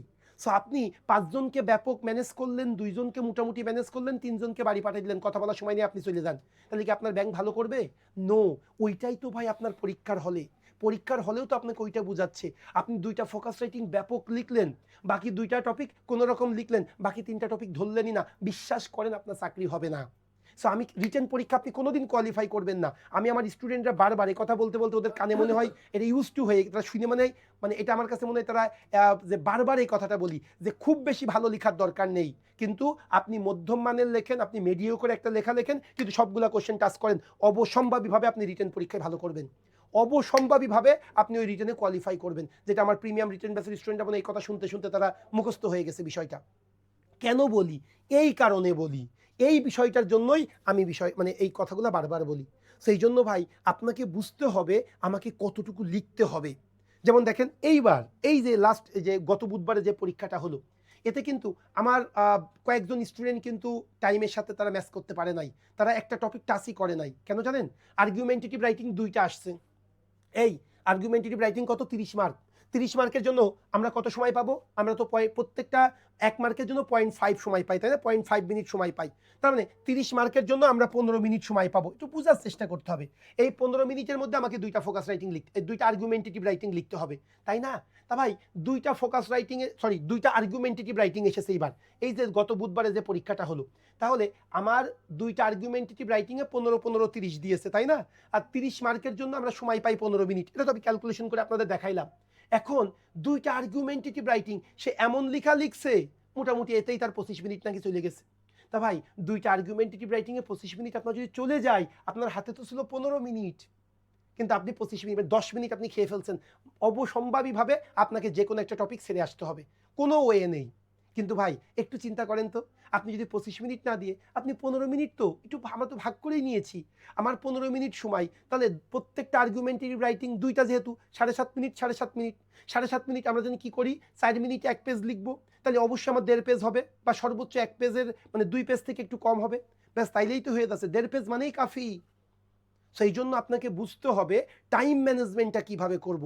এইটার ক্ষেত্রে আপনারা কেউ সময় দেন না, আপনারা কেউ বিবেচনা করেন না, বা কোনো প্রতিষ্ঠান এটার জন্য গুরুত্বারোপ করে না, বা এটা ডিসক্লোজও করে না।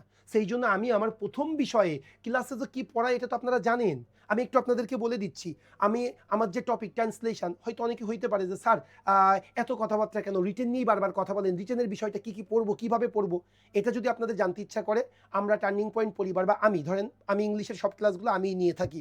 সো আমি ট্রান্সলেশন কীভাবে পড়াই, আমি কম্প্রিহেনশন কীভাবে পড়াই, এগুলা আপনি আমার ইউটিউবে ক্লাস আছে, আপনি দেখলেই বুঝতে পারবেন। আমি এখনই আপনাদের যারা আমার কমেন্ট বক্সে, আমি আমার ইউটিউব থেকে আমার একটা ট্রান্সলেশনের ক্লাস, একটা কম্প্রিহেনশনের ক্লাস, আমি ফেসবুকে বলেন এবং বা আমাদের এখানে জুমে যারা আছেন, আমি একটা ক্লাস এখনই লিঙ্ক দিয়ে দিচ্ছি, ইউটিউবের লিঙ্ক, আপনি দেখে আসতে পারেন যে আমি ট্রান্সলেশনের ক্লাস কেমন নিই, আমি কম্প্রিহেনশনের ক্লাস কেমন নিই। আপনি বুঝতে পারবেন আসলেই ট্রান্সলেশন বা কম্প্রিহেনশন বা ফোকাস রাইটিং আসলেই এটা অ্যাচিভ করা সম্ভব কি সম্ভব না, বা আসলেই ম্যাক্সিমাম মার্ক পাওয়া সম্ভব কিনা। ভাই কীভাবে পড়াই, কতটুকু পড়াই, কিভাবে আপনাদেরকে শিখাবো, সেটা আলাদা ইস্যু। সেই ক্লাস, সেই ইস্যুসগুলো আমরা ক্লাসে আলোচনা করব। আজকে রিয়েল ফ্যাক্টগুলো আপনাদের সামনে ডিসক্লোজ করার চেষ্টা করব। এইটা আপনাকে বুঝতে হবে। সো টাইম ম্যানেজমেন্ট, এটা আপনাকে সবচেয়ে বেশি গুরুত্ব আরোপ করতে হবে। কিভাবে ফোকাসে ম্যাক্সিমাম মার্ক পাবেন, এটা তো আমরা ক্লাসে আপনাদেরকে দেখাই, ক্লাসে বলি মার্ক হাইকার টপিক কোনগুলা, বা কোন কোন ইস্যুসগুলো কীভাবে পড়াবো, মানে কীভাবে দেখাই, কীভাবে লিখলে আপনি ভালো মার্ক পাবেন, সেগুলো তো আমরা ক্লাসেই দেখাবো। সো আমি একটু বলবো আপনাদেরকে, টাইম ম্যানেজমেন্টের ক্ষেত্রে আপনাদেরকে অবশ্যম্ভাবীভাবে গুরুত্ব আরোপ করতে হবে। এই ঋষি, ওকে, সো টাইম ম্যানেজমেন্টটা আপনারা অবশ্যই দেখবেন। হ্যাঁ, সো এটা আমাদের সবচেয়ে ব্যাংক জব প্রাপ্তির ক্ষেত্রে বড় প্রতিবন্ধকতা। আরও কিছু প্রতিবন্ধকতা আছে, সেগুলো ইনশাল্লাহ আমরা পরে আলোচনা করব। ওকে, সো যেটা মেজর আর কি প্রবলেম, স্টুডেন্টরা এটা নিয়ে ভাবে না, কিন্তু এটাই সবচেয়ে বড় সমস্যা। এটা নিয়ে একটু আপনাদের সামনে আর কি একটু কথা বললাম। ওকে, এইবার আসেন তাইলে আমরা স্টেপ বাই স্টেপ যাই। সো টপিক কী ছিল যেন, আমরা এর আগেই দেখেছি, টপিক ছিল 7টা। একটু জাস্ট আমার একটা ইউটিউব চ্যানেলে, যেটা আর কি আমাদের একটা ফোকাস রাইটিংয়ের ক্লাস, ফোকাস রাইটিং না হলেও হবে, একটা ট্রান্সলেশনের ক্লাস, একটা কম্প্রিহেনশনের ক্লাস এবং একটা ফোকাস রাইটিংয়ের ক্লাস, ওদেরকে একটু লিঙ্কটা দিয়ে দিবা, তোমরা একটু দেখে নিবা। হ্যাঁ, আমাদের যে ইউটিউব চ্যানেল, আর একটু কথা বলে দিই, টার্নিং পয়েন্ট জব এইডের কিন্তু ফেসবুক পেজ আছে, turning point job aid, turning point job এইডের ইউটিউব চ্যানেল আছে। হ্যাঁ, সো আপনারা এখানে দেখলেই বুঝতে পারবেন ক্লাসগুলো কীভাবে করা হয়। হ্যাঁ, ওকে মাই ডিয়ার, এখন আসেন আমরা প্রত্যেকটা টপিক নিয়ে একটু আপনাদেরকে হিন্টস দিই। হ্যাঁ, প্রথমত যদি একটু বলি ফোকাস রাইটিং, ভাই বাংলাদেশে মানে আমাদের পরীক্ষাতে, রিটেন পরীক্ষাতে, বা যত রিটেন বাংলাদেশে যতগুলো কম্পিটিটিভ এক্সাম আছে, একটু ফেসবুক কমেন্টস বক্সেও কি লিঙ্কগুলো দেওয়া যায়? ওকে, তাহলে ফেসবুক কমেন্ট বক্সেও তোমরা লিঙ্ক, যারা ফেসবুকে যে আমাদের সাথে যুক্ত আছো, তোমরা আমাদের আমার যে ক্লাসগুলো আছে ইংলিশে প্রিমিয়াম রিটেন বেসে আমরা যে ক্লাসগুলো নিয়ে থাকি, সেই ক্লাসের কয়েকটা ভিডিও আমি তোমাদেরকে দিয়ে দিয়েছি, তোমরা দেখতে পারো। হ্যাঁ, ক্লাসগুলো কেমন হয়। ওকে, আসেন আমরা যে বিষয় টপিকগুলোতে ছিলাম, সেটা হলো ফোকাস রাইটিং। ভাই আপনি বাংলাদেশের যে পরীক্ষাই হোক না কেন, বিশেষ করে আমি ব্যাংকের পরীক্ষার কথা যদি বলি, ব্যাংকের পরীক্ষার যে ফোকাস রাইটিংগুলা বা আর্গুমেন্টেটিভ রাইটিং বলা যায়, কিন্তু ফোকাস রাইটিং বিশেষ করে আমি বলবো ইংলিশে 35, বাংলাতে 35, যে 70 মার্কের ফোকাস রাইটিং, এই ফোকাস রাইটিং ব্রডলি 4টা ভাগে ভাগ করতে পারি, বা 4টা সেক্টর থেকে ফোকাস রাইটিং আসে, এটা আমি আপনাদেরকে ইনশিওর করতে পারি। একটা হলো বাংলাদেশ অ্যাফেয়ার্স, বাংলাদেশ রিলেটেড যে অ্যাফেয়ারগুলা, সেই অ্যাফেয়ারগুলো আপনাদেরকে একটু ভালো করে পড়তে হবে। এখন যেমন জেনজির অ্যাফেয়ারটা আসতেছে, তারপরে হলো বাংলাদেশের ক্ষেত্রে যে যে অ্যাফেয়ার্সগুলো আমাদের আছে, এরপর এলডিসি গ্রাজুয়েশনটা খুবই ইম্পর্টেন্ট বাংলাদেশে, এরপরে আপনার আর কি বলতে পারি ব্লু ইকোনমি, এটা খুবই ইম্পর্টেন্ট, তাই না? এরপরে ধরেন এই যে ছাত্র জনতার যে গণ অভ্যুত্থান হচ্ছে, বা সামনে ইলেকশন নির্বাচন হচ্ছে, বা এইগুলো একটু আমাদেরকে আর কি গুরুত্ব আমরা বাংলাদেশ অ্যাফেয়ার্সের মধ্যে রাখতে পারি। এরপরে খুবই ইম্পর্টেন্ট ইকোনমিক অ্যাফেয়ার্স, ব্যাংকের ক্ষেত্রে মূলত এই 4টা টপিক থেকেই আসবে। ইকোনমিক অ্যাফেয়ার্স কোনগুলা? ইকোনমি রিলেটেড যে টপিকগুলা, ধরুন আমাদের ইকোনমিক ডেভেলপমেন্ট, সাস্টেইনেবল যে ডেভেলপমেন্টটা হচ্ছে আমাদের ইকোনমির ক্ষেত্রে, সেটা ইকোনমিক রিফরমেশন বা আমাদের মেজর ম্যাক্রো ইকোনমিক যে চ্যালেঞ্জগুলো আছে এইগুলাকে আমরা ইকোনমিক অ্যাফেয়ার্স বলতেছি। Bank and financial affairs, banking and financial related যে অ্যাফেয়ার্স বা যে টপিকগুলো আছে এই টপিকগুলো থেকে প্রচুর পরিমাণে কোশ্চেন হয়। ব্যাংক এবং ফিনান্সিয়াল কেমন? যেমন বাংলাদেশের অর্থনৈতিক উন্নয়নে ব্যাংকের, বাণিজ্যিক ব্যাংকের ভূমিকা, বা বাংলাদেশের অর্থনৈতিক উন্নয়নে ব্যাংকের ভূমিকা, বা প্রান্তিক পর্যায়ের উন্নয়নে ব্যাংকের ভূমিকা, এগুলো যেগুলো আমরা বলে থাকি, বা ফাইন্যান্সিয়াল ইনক্লুশন, ফিনান্স যে সেক্টরগুলো আছে, বা এখন যেটা green economy, green banking, agent banking, এই সকল টপিকগুলো থেকে কোশ্চেন এসে থাকে। আর finally climate and environment affairs, mandatory এই ক্লাইমেট এবং এনভায়রনমেন্ট অ্যাফেয়ার্স থেকে জেনারেলি দেখা যায় 2-3টা পরীক্ষার মধ্যেই একটা করে কোশ্চেন আসে। ক্লাইমেট এবং এনভায়রনমেন্ট অ্যাফেয়ার্সটা কেমন? যেমন গ্লোবাল ওয়ার্মিং, যেমন একটা কোশ্চেন বৈশ্বিক উষ্ণায়ন ও বাংলাদেশ, এই যে টপিকগুলো আছে সেই সকল টপিকগুলো কী করি আমরা ক্লাইমেট এবং এনভায়রনমেন্ট রিলেটেডের মধ্যে আমরা পড়িয়ে থাকি। সো এই 4টা টপিককে যদি আপনারা সেগমেন্ট করে করে সাজিয়ে, যে এর আওতায় কয়টা টপিক, যেমন বাংলাদেশ অ্যাফেয়ার্স, এর আওতায় আমরা আপনাদেরকে 13টা টপিক পড়িয়ে থাকি, এবং আমি আপনাদেরকে এনশিওর করতেছি এই 13টা টপিকের বাইরে কোনো বাংলাদেশ অ্যাফেয়ার্সে কোশ্চেন আসবে না। ইকোনমিক অ্যাফেয়ার্স, এখানে আমরা 9টা আইটেম পড়িয়ে থাকি। ব্যাংক অ্যান্ড ফিনান্সিয়াল, এইটাকে আমরা ওরকম 13 থেকে আমরা 17টা আইটেম পড়িয়ে থাকি, কারণটা হলো অনেকগুলো শর্ট শর্ট টপিক আছে, যেমন এজেন্ট ব্যাংকিং, ফাইন্যান্সিয়াল ইনক্লুশন, এগুলো ভেরি শর্ট টপিক, হ্যাঁ। সো এইগুলোও কিন্তু আমরা এখানে পড়িয়ে থাকি। আর ক্লাইমেট, এখানে জাস্ট আমরা 3টা কোশ্চেন পড়াই, এবং এই 3টা কোশ্চেনের মধ্যেই কিন্তু আপনারা মোটামুটি একটা কোশ্চেন পাবেন। সো এইভাবে আপনারও বলবো, যেমন তারেক ভাই একটা কথা বলছিল, আপনি আমাদের রিটেন কোর্সে হয়তো বা সময় সুযোগের অভাবে আপনি ইন হইতে পারতেছেন না, বা আপনি যুক্ত হইতে পারতেছেন না, না আমার এতে অডিট হওয়ার কিছু নেই, বা এতে যে আমি আপনাকে সার্ভিস দিব না, নট দ্যাট। আমি চাচ্ছি কি আপনি নিজে স্বয়ংসম্পূর্ণ হন। আজকের ক্লাস করার পরে আপনার বুঝতে হবে রিটেনের প্রস্তুতি কতটুকু গুরুত্বপূর্ণ, রিটেনটা কোথা থেকে কতটুকু পড়ব, কিভাবে কোন স্ট্র্যাটেজি অ্যাপ্লাই করলে আমি রিটেন প্রস্তুতিটাকে একটা কমপ্লিটনেস নিয়ে আসতে পারবো, সেই বিষয়গুলো ইনশাল্লাহ আমি আজকে আপনাদেরকে ফোকাস করব। সো আপনারা যখনই ফোকাস রাইটিং পড়বেন, দেখেন ফোকাস রাইটিংয়ে কিন্তু নিজের একটা নোট থাকা উচিত। আমিও যখন জবের জন্য পড়েছি আমারও কিন্তু একটা নোট ছিল। সো আপনারও কিন্তু একটা ফোকাস রাইটিংয়ের জন্য ব্যক্তিগত নোট থাকবে। এই ব্যক্তিগত নোটে আপনারা, আমি যেটা বলে থাকি, 25 থেকে 30টা ফোকাস রাইটিং ঠাটা মুখস্থ করে ফেলবেন। 25 থেকে 30টা ফোকাস রাইটিং ঠাটা মুখস্থ করে ফেলবেন। কেন? কারণ এই 25 থেকে 25টা টপিক যদি আপনি পড়তে পারেন, যে টপিকই আসুক না কেন, দেখবেন এই 25টা টপিকের মধ্যে কোনো না কোনোভাবেই যুক্ত আছে। সো ওই ইনফরমেশনগুলা, ওই তথ্যগুলা, ওই ডেটাগুলা আপনি ওখানে কি করতে পারবেন? ইনজেক্ট করতে পারবেন। সেই জন্যই আমরা আপনাদেরকে এম্পাসাইজ করে থাকি। ওকে, সো যারা আপনারা ব্যক্তিগতভাবে পড়তেছেন, ওকে ফাইন, এই যে 4টা টপিক আছে, এই 4টা টপিকের প্রত্যেকটা টপিকেই আপনি কি করেন, ক্লাইমেট চেঞ্জে এখানে জাস্ট 3টা, আপনি এখানে 5টা ধরেন আপনার জন্য, 5টা, ব্যাংক অ্যান্ড ফিনান্সিয়াল এখানে 10টা, ইকোনমি রিলেটেড 10টা, বাংলাদেশ রিলেটেড 10টা, এইভাবে আপনি 35টা মুখস্থ করে ফেলেন না। আপনি যে টপিকে আসুক না কেন আপনি খুব ভালোভাবে লিখতে পারবেন। এখন কোন 35টা টপিক? ওকে ফাইন, আপনি আমাদের যে প্রিমিয়াম রিটেন ব্যাচ আছে ওখানে আমরা এই 35টা টপিক আমরা প্রথম দিনই দিয়ে দিই। আমাদের যে ক্লাস আউটলাইনটা আছে, আপনি ক্লাস আউটলাইন দেখে ওই 35টা মুখস্থ করে ফেলেন। আর যারা আমাদের প্রিমিয়াম রিটেন ব্যাচে যুক্ত হচ্ছেন তাদের তো আর আলাদা করে মুখস্থ করার কিছু দরকার নেই, কারণ আমরা নিজেরা আমাদের যে হ্যান্ড নোট আছে, আমি এবং তাহিদ স্যার আমাদের নিজেদের হ্যান্ড নোটে আমরা আপনাদেরকে 35টা ফোকাস রাইটিং প্রোভাইড করব। এবং যেমন দেখেন বাজারে কিন্তু অনেক বই আছে, আমি তাদেরকে অ্যাপ্রিসিয়েট করি, আপনারা এই সকল বই থেকে পড়তে পারেন, কিন্তু হয় কি তারা যখন কোনো বই লেখে অনেকগুলা টপিক নিয়ে আসে এবং প্রত্যেকটা স্টুডেন্টের কথা চিন্তা করে তাদেরকে বইটা পাবলিশ করতে হয়। কিন্তু আমরা এই যে 35টা আমরা ভাগ করে নিয়েছি, আমি 20টা টপিক এবং হলো তাহিদ ভাই 15টা টপিক, আমি প্রায় 3 মাসের অধিক সময় নিয়ে আমি আমার 20টা টপিক তৈরি করেছি। তাহিদ ভাইও এমন প্রায় 2.5 থেকে 3 মাস সময় নিয়ে তার 15টা টপিক তৈরি করেছে। সো আমরা চেষ্টা করেছি একটা ম্যাক্সিমাম, মানে খুব প্রপার ওয়েতে, চমৎকার ওয়েতে ডেকোরেট করার জন্য, এবং আপনি যাতে ম্যাক্সিমাম মার্ক এনশিওর করতে পারেন সেই সকল কম্পোনেন্টসগুলো আমরা ওই ফোকাস রাইটিংয়ের মধ্যে যুক্ত করার চেষ্টা করেছি। সো আপনারা শুধুমাত্র ওই 35টা ফোকাস রাইটিং মুখস্থ করে ফেলবেন। আর কি করবেন? জাস্ট একটু আপডেট থাকে, এটা তো খুবই স্বাভাবিক। আমি একজন জব প্রত্যাশী, আমি একজন জব এনথুজিয়াস্ট, কিন্তু আমি পত্রিকা পড়বো না, এটা তো হইতে পারে না। অনেকেই বলে পত্রিকা পড়ার দরকার নেই, না এটা অবশ্যই দরকার। কেন দরকার, কিভাবে পত্রিকা পড়বেন সেটাও কিন্তু আমরা একটা ক্লাস নিয়ে থাকি। ওকে, সো এটা গেল ফোকাস রাইটিং নিয়ে বিষয়। আমি এর আগে দেখিয়েছিলাম আমার এর আগে যে আমি সেমিনারটা নিয়েছিলাম ব্যাংক জব রিটেনের, সেখানে আমি দেখিয়েছিলাম যে কোন কোন টপিকগুলো অ্যাকচুয়ালি পড়া উচিত। সো এগুলো আমি এই সেমিনারে জাস্ট একটু যুক্ত করি নাই, কারণ আমাদের প্রিমিয়াম রিটেন ব্যাচের প্রথম ক্লাসেই আমরা ওই টপিকগুলো দিয়ে দিই বলে। এবার আমি যে আপনাদেরকে বললাম অ্যাকচুয়ালি ওই 4টা টপিকের বাইরে কোনো টপিক নেই, সেটা একটু আপনাদেরকে একটু মানে দেখিয়ে দিই কেন টপিক নাই। ধরেন কম্বাইন্ড সিনিয়র অফিসার 2023 সাল ভিত্তিক। পাপি ভাই গত বুধবার পরীক্ষা হলো না, এটা কত তারিখ জন্য পরীক্ষা হলো? 24 তারিখ হলো না? 24 ডিসেম্বর, এই যে জাস্ট আজকে তো 3 তারিখ না 4 তারিখ, তাই না? সো এই 24 তারিখে যে 7-8 দিন আগে যে পরীক্ষাটা হয়েছে, সেই পরীক্ষাটার কথা যদি বলি, দেখেন কি এসেছিল। কম্বাইন্ড সিনিয়র অফিসার 24/12/2025, এই যে 24/12/2025-এ the role of digital economy in economic development of Bangladesh. বাংলাদেশের অর্থনৈতিক উন্নয়নে ডিজিটাল ইকোনমির ভূমিকাটা কি সেটা আমাদেরকে বের করতে হবে। সো দেখেন, এই ডিজিটাল ইকোনমির যখনই বিষয়টা আসবে তখন কিন্তু ভার্সাটাইল মেটার আপনাকে এখানে যুক্ত করতে হবে। দেখেন, আমরা কিন্তু ফাইন্যান্সিয়াল ইনক্লুশন নিয়ে কথা বলেছি, আমরা ফাইন্যান্সিয়াল লিটারেসি নিয়ে ক্লাস নিয়েছি, আমরা MFS মোবাইল ফাইন্যান্সিয়াল সার্ভিস নিয়ে আমরা আপনাদের কথা বলেছি। তারপরে আমরা কি ডিজিটাল যে আমাদের অর্থনীতির যে কম্পোনেন্টগুলো, কমার্স, হ্যাঁ, আপনারা কিন্তু অনেকে ফেসবুকিং যে কমার্সটা, এটা কিন্তু এখন অনেক ভালো ফেসবুকিং বিজনেস। সো এই সকল বিষয়গুলো কিন্তু আমাদের এখানে ইনক্লুড করতে হবে। সো এই যে দেখেন, the role of digital economy in economic development. So দেখেন, ওই যে আমাদের কিন্তু একটা ডিজিটাল রিলেটেড আমাদের যে একটা টপিক আছে, যেটা আমরা ব্যাংক অ্যান্ড ফাইন্যান্সিং যে পার্টটা আছে ওখানে কিন্তু আমরা পড়িয়ে থাকি। এরপরে দেখেন, কম্বাইন্ড 10 ব্যাংক 2023 সালে ডাইভার্সিফাইং এক্সপোর্ট বেসড, ডাইভার্সিফাইং এক্সপোর্টটাকে ডাইভার্সিফাই করতে হবে কিসের উপরে বেস করে? Readymade garments to create more job and আর মোর এক্সপোর্ট রেভিনিউ। দেখেন, আমরা কিন্তু এক্সপোর্ট ডাইভার্সিফিকেশন নিয়ে খুব চমৎকার একটা ফোকাস রাইটিং আমরা ক্লাসে পড়িয়ে থাকি এবং কিন্তু আপনাদেরকে একটা শিট প্রোভাইড করে থাকি। কিন্তু এখানে এক্সপোর্ট ডাইভার্সিফিকেশনের সাথে কি করেছে? আর একটু জিনিস অ্যাড করেছে, আর একটা কম্পোনেন্ট, সেটা হলো কি রেডিমেড গার্মেন্টস বাদেও যে আমাদের অন্যান্য এক্সপোর্ট ডাইভার্সিফিকেশন আছে, সেই বিষয়গুলো তোমার এখানে উপস্থাপন করতে হবে।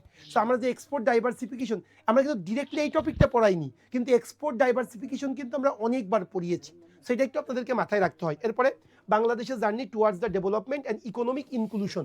ভাই একটু ভালো করে বুঝাই রাখে, দেখেন, বাংলাদেশের journey towards development and economic inclusion. ভাই আমরা কিন্তু ফাইন্যান্সিয়াল ইনক্লুশন অসংখ্যবার পড়েছি এবং সোশিও ইকোনমিক ডেভেলপমেন্টে আমরা কিন্তু অনেক সুন্দরভাবে এই ফাইন্যান্সিয়াল ইনক্লুশন, ইকোনমিক ইনক্লুশন নিয়ে কথা বলেছি।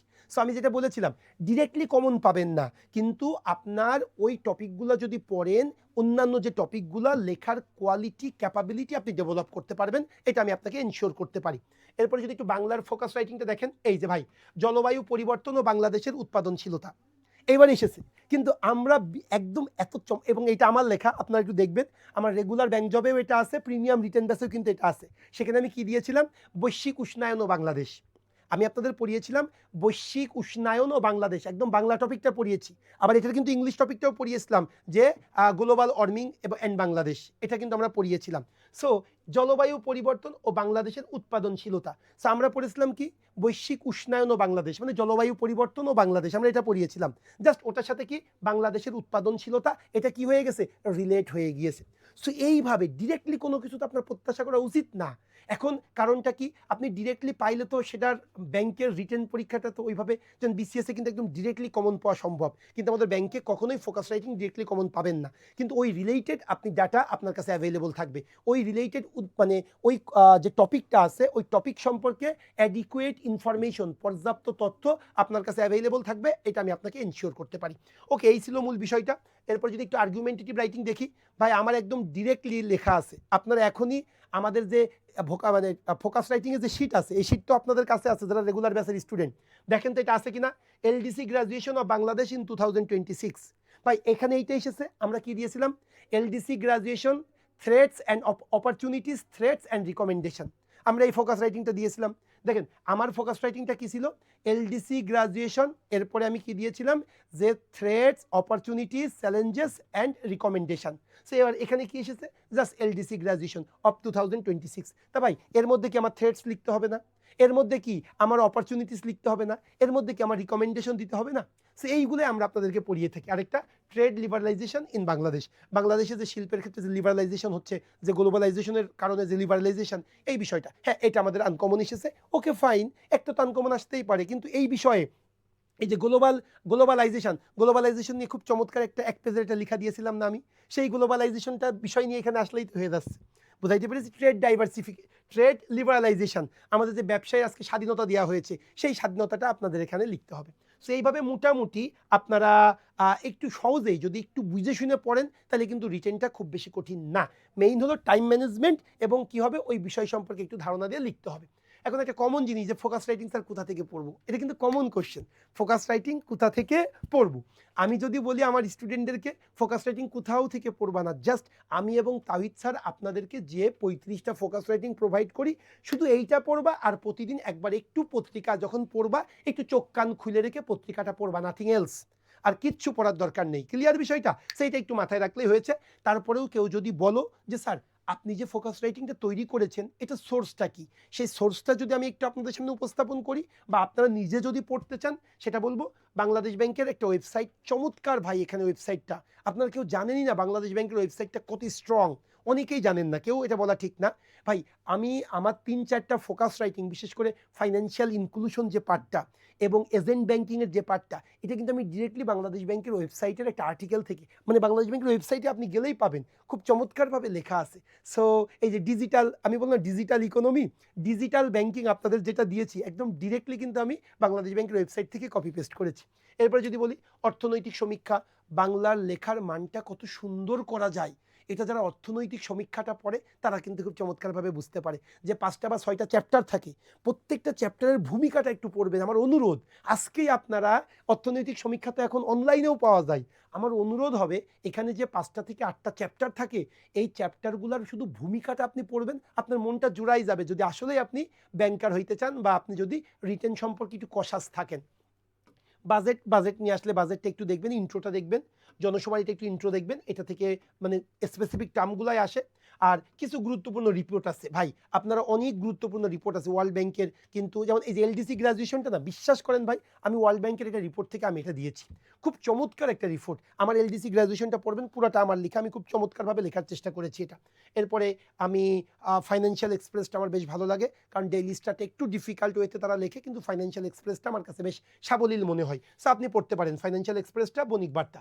আর একটা সম্পাদকীয় দেখতে পারেন, সেটা হলো মোহিত সম্পাদকীয়, যদি আপনারা নিজেরা নোট করে তৈরি করতে চান। আর যদি আমাদের স্টুডেন্টদেরকে বলবো তোমরা শুধুমাত্র আমরা যে ফোকাস রাইটিংগুলো প্রোভাইড করেছি সেগুলাই শুধু পড়বা, এর বেশি পড়ার দরকার নেই। ওকে মাই ডিয়ার স্টুডেন্ট, এইবার যদি একটু বলি ফ্রি হ্যান্ড রাইটিং। ভাই আমাদের অনেকেরই কিন্তু আছে যে স্যার যে আমরা যদি যে লেখাটা লিখি, ফোকাস রাইটিং বলেন বা ইংলিশে যে লেখাটা, এটা কি স্যার ব্যাপক স্মার্ট ওয়েতে লিখতে হবে, একেবারে পত্রিকার মতো করে লিখতে হবে? হ্যাঁ, আমি বলি অবশ্যই আপনারা চেষ্টা করবেন একটা আর্টিকেল যেভাবে লেখে, পত্রিকা যেভাবে লেখে, কারণ কি শোনেন, এই পত্রিকা আপনাদের খাতা কারা দেখে? ঢাকা ভার্সিটির শিক্ষকরা দেখে, আর্টস ফ্যাকাল্টি হোক, তারপরে আইবিএ হোক বা বিজনেস ফ্যাকাল্টি অথবা বিআইবিএম এর শিক্ষকরা দেখে। হ্যাঁ, তারা কিন্তু ভাই বিভিন্ন পত্রিকা আর্টিকেল লেখে, তারপরে বিভিন্ন আর্টিকেল পাবলিশ করে। সো আপনি যদি ওই ধাঁচে লিখতে পারেন, দিস ইজ ভেরি অ্যাপ্রিসিয়েবল। কিন্তু বিশ্বাস করেন বাংলাদেশের 1% স্টুডেন্টও যারা রিটেন দেয়, যেমন শূন্যপদ মনে করেন 1500, রিটেন দেবে কত? মিনিমাম 5000। এই 5000-এর 50 জনও ভাই ওই স্ট্যান্ডার্ডে লিখতে পারে না, আমি একদম অনেস্টলি বলতেছি। হ্যাঁ, আমি কিন্তু এটা খুব বেশি যে নিজেকে জাহির করতেছি, নট দ্যাট, আমাকে ক্ষমা করবেন যদি সেটা আপনারা বোধ করেন, আমি ওইটা ফিল করতে চাচ্ছি না। কিন্তু বাংলাদেশের লেখার মান, উইথ ইনক্লুডিং মি, আমি আমাকেও ধরে বলতেছি, লেখার মান এটা খুবই মানে বিলো টু দ্য মানে খুবই অনুন্নত লেখার মান, মানে লেখার যে মানটা, যে মান আমাদের লেখার ইংলিশের, এটা কেন জানি না আমরা যেন জন্ম থেকেই আমরা ইংলিশের লেখার মানটা আমাদের খারাপ। এর একটা কারণ হইতে পারে আমরা পড়াশোনাতে খুব কম অভ্যস্ত, কারণ আপনি 1 লাইন লিখতে গেলে আপনার অবশ্যই 100 লাইন পড়া উচিত। হ্যাঁ, যেহেতু আমরা পড়াশোনা রিডিং হ্যাবিট আমাদের অনেক কম, যার জন্য আমাদের লেখার মান কম, কিন্তু সেটা একটু বেশি খারাপ। যারা জব পাচ্ছে আপনি বলতে পারেন স্যার তাদের কি ভালো না? ভাই বিশ্বাস করো তাদেরও ভালো না। হ্যাঁ, তারা কেন জব পাচ্ছে? কারণ খারাপের মধ্যে একটু ভালো, এই জন্য খারাপের মধ্যে আমাদেরকে মাঝে মাঝে ভোট দিতে হয় না? কেউই তো মনে করি আমরা অনেকেই বলে যে কাকে ভোট দিব, কিন্তু তারপরেও ভোট দিতে হয় কি এ খারাপের মধ্যে একটু ভালো। সো এইটাই, তারাই কিন্তু চাকরি পাচ্ছে, যারা চাকরি পাচ্ছে তাদের লেখার মান। আমরা তো স্টুডেন্টরাই তো হরহামেশাই চাকরি পাই, আপনারা দেখেন আমরা ফেসবুকে পাবলিশ করি, খুব যে ভালো তা না, কিন্তু ওই খারাপের মধ্যে তারা একটু ভালো অবস্থানে আছে, তারাই কিন্তু চাকরিটা পাচ্ছে। সো আমি যেটা বলতে গিয়েছিলাম আপনাদেরকে, ফ্রি হ্যান্ড রাইটিংয়ের ক্ষেত্রে আপনারা মনে করবেন লেখার মান অনেক ভালো হইতে হবে, নট দ্যাট। হ্যাঁ, ভালো হইলে তো ভালো, সেটার জন্য তো আমরা একটু পরে দেখাচ্ছি আপনাদেরকে কিভাবে ভালো করবেন। তবে লেখার মান খুব ভালো করতে হবে এমন কিছু না। সেই বিষয়টা কি চিন্তা করতে হয়, বিশ্বাস করেন ভাই, আপনার মানে ব্যাংকের বা যে কোনো রিটেন পরীক্ষায় যে কারণে আপনি মার্ক কম পান, মার্ক কম পাওয়ার জন্য যে টপিকটা সবচেয়ে বেশি গুরুত্বপূর্ণ সেটা হলো সাবজেক্ট ভার্ব অ্যাগ্রিমেন্ট। এই হলো মূল কালপিট, এই সাবজেক্ট ভার্ব অ্যাগ্রিমেন্ট, এটাই হলো আপনার প্রথম শত্রু, যে কালপিট আপনার মার্কটা কি করে দেয়, কমিয়ে দেয়। এখন বলতে পারেন ভাই সাবজেক্ট ভার্ব অ্যাগ্রিমেন্ট তো আমরা এমসিকিউতে পড়ি, এটা রিটেনে কেন আসে?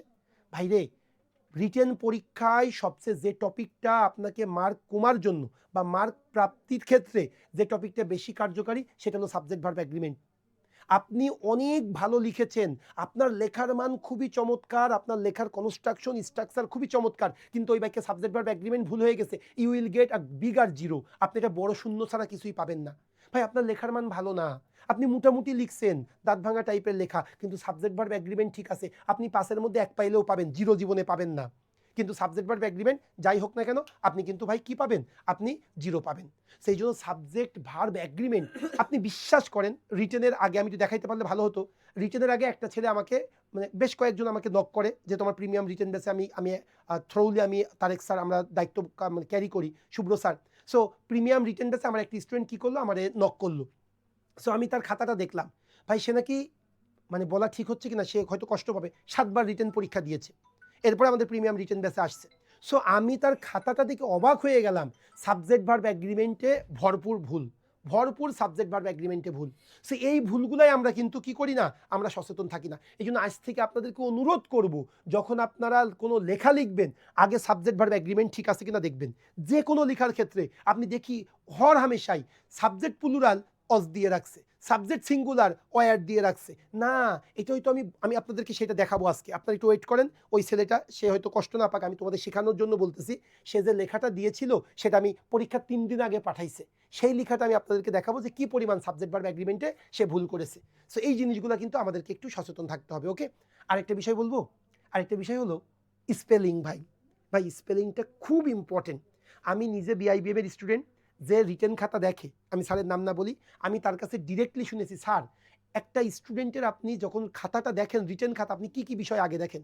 স্যার একদম এই কথাই বলেছে, প্রথমে দেখি সাবজেক্ট ভার্ব এগ্রিমেন্ট, দ্বিতীয় দেখি স্পেলিং, আর তৃতীয় যে পার্টটা দেখি সেটা হলো ইনফরমেশন কতটুকু দিয়েছে, তার থিঙ্কিং কেমন, তার সেন্টেন্স স্ট্রাকচার কেমন। তাহলে ভাই স্পেলিংটাও খুবই ইম্পর্টেন্ট। ওকে, এখন আসেন এই বিষয়গুলা মানে আপনাদেরকে ওভারকাম করার জন্য, যাতে আপনি রিটেন পরীক্ষায় ম্যাক্সিমাম মার্ক পান, তার জন্য আমরা 2-4 ঘন্টার আমরা ফ্রি হ্যান্ড রাইটিংয়ের ক্লাস নিয়ে থাকি আপনাদেরকে প্রিমিয়াম রিটেন ব্যাসে, যেটা রেগুলার রিটেন মানে ব্যাসে করানো হয় না, কারণ সব কিছু তো ওখানে আমরা দিতে পারি না। সো এই ফ্রি হ্যান্ড রাইটিং, বাঙালিদের একটা সমস্যা আছে, ফ্রি হ্যান্ড রাইটিংয়ের কথা বললেই তাদের মাথায় যে জিনিসটা কাজ করে সেটা হলো হি গোস আই গো। না রে ভাই, ফ্রি হ্যান্ড রাইটিং মানে এই না।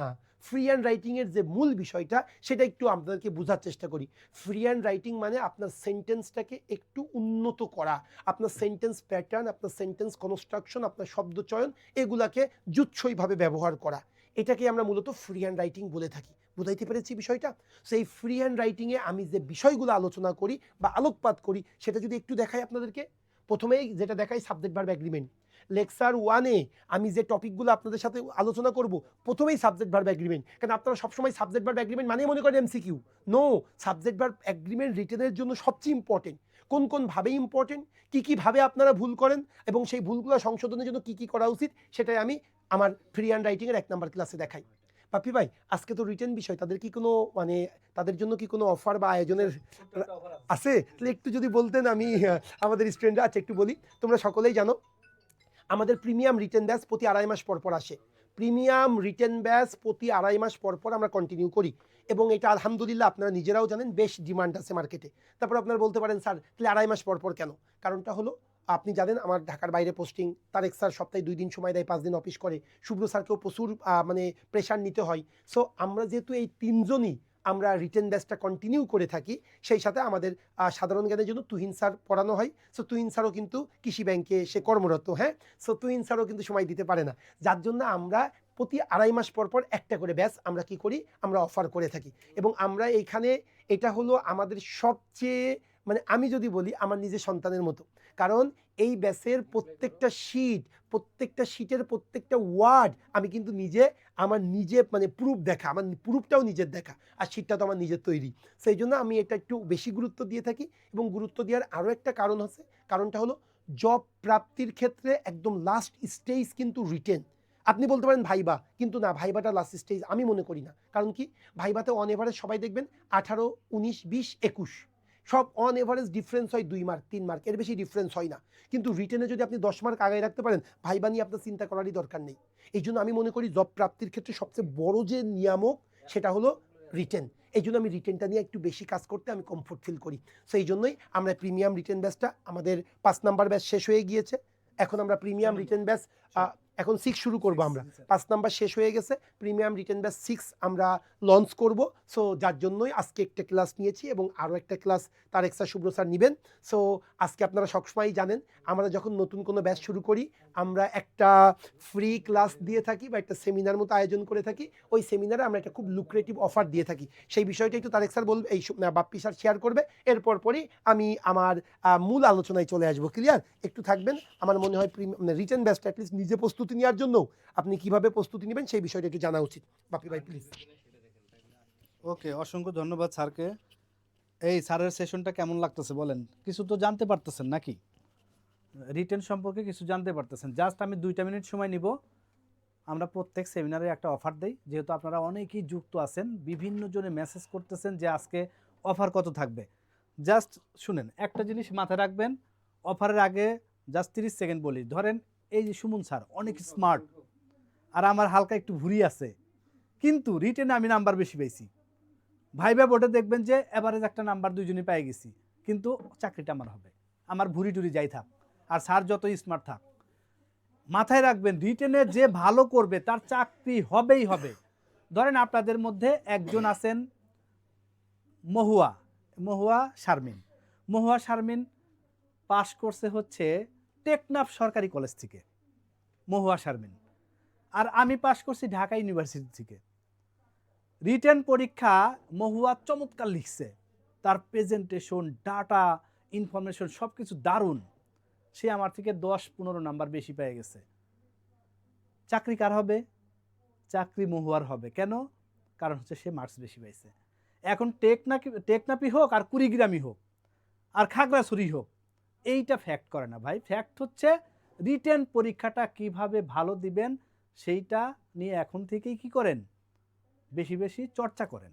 রিটেন পরীক্ষা ভালো মানে চাকরি নিশ্চিত। চলেন একটা অফার দিই ছোটোখাটো।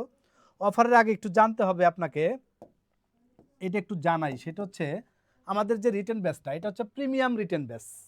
এইখানে ক্লাস থাকবে কয়টা? ক্লাস থাকবে 40টা। এই 40টা ক্লাসকে আবার চমৎকারভাবে ভাগ করছি আমরা। কি কি? একটা হচ্ছে ইংলিশে যেহেতু সবচেয়ে বেশি নাম্বার থাকে, এই জন্য আমরা ইংলিশে বেশি ক্লাস দিই। কয়টা বলেন? 23টা। এরপরে সাবজেক্ট কি থাকবে? ম্যাথে আমরা ক্লাস দিব হচ্ছে 13টা। আর একটা সাবজেক্ট আছে কি না বলেন? জিকে আমরা ক্লাস দিব হচ্ছে 4টা, বলি আমরা কিন্তু 5টা দিই। তাহলে আমরা এখানে 4টাই লিখি, 5টা দিব আমরা, ঠিক আছে? তাহলে এই টোটাল হচ্ছে এই যে 40টা ক্লাস। এই 40টা ক্লাসের পাশাপাশি প্রিভিয়াস যত কোশ্চেন আছে এগুলো আমরা পিডিএফ আকারে আপনাদের দিব, প্রিভিয়াস কোশ্চেনগুলো, কারণ এগুলো দেখলে বেশি বেশি ধারণা তৈরি হবে, ঠিক আছে? এরপরে হচ্ছে প্রিভিয়াস কোশ্চেনের পাশাপাশি আমরা মডেল টেস্ট নিব, লাস্টে 5টা কোশ্চেন দিয়ে দিব, পরীক্ষা দিবেন, খাতা আমাদের পাঠাবেন, চমৎকারভাবে খাতাগুলো দেখে আপনাদের রিপ্লাই করব। দেখেন আমাদের অফিসার জেনারেলের যে রেজাল্টটা হয়েছে, এইটা নাইম রেজা নামে একটা ভাই, তার বাসা হচ্ছে ময়মনসিংহ। সে কিন্তু সারা বাংলাদেশে সোনালী ব্যাংকে সেকেন্ড হয়েছে। সে কিন্তু অনলাইন বেসের স্টুডেন্ট। উনি কি করছে? 35টা ফোকাস রাইটিং যেগুলো স্যাররা দিছে, তহিদ স্যার, সুমন স্যার, এই 35টা ফোকাস রাইটিংয়ের চমৎকার একটা হ্যান্ড নোট তৈরি করছে। হ্যান্ড নোট তৈরি করে আমাকে হোয়াটসঅ্যাপে পাঠাইছে যে স্যারকে দিয়ে একটু দেখাই দেন। বিলিভ করেন আপনারা যারা আছেন একটু এই কাজগুলো করবেন, যে স্যারদের দিয়ে একটু দেখাই নেবেন কোন জায়গা কোন ইনফরমেশনটা দেওয়া উচিত বা কোন জায়গা কোন কোটেশনটা দেওয়া উচিত। এগুলো যখন দেখাই নেবেন তখন পারফেক্ট হবে। আর পারফেক্ট না হলেই কি হবে? নাম্বার কম পাবেন। এই জন্য এইটা প্র্যাকটিস করতে হয়। বারবার আমরা একটা কথা বলি না, practice makes a man perfect. যত প্র্যাকটিস করবেন তত লেখাটা সুন্দর হবে, তত ইনফরমেশন বেশি ইন করতে পারবেন। তাহলে প্রচুর প্র্যাকটিস করবেন, আমাদের সাথে অবশ্যই থাকবেন। দেখেন তাহলে ক্লাস হচ্ছে 23টা, 13টা আর 4টা। এখন এই কোর্সের জন্য আমরা কি করব? আমরা 3টা গ্রুপে যুক্ত করাবো। 3টা গ্রুপে যুক্ত করাবো। একটা হচ্ছে প্রাইভেট গ্রুপ।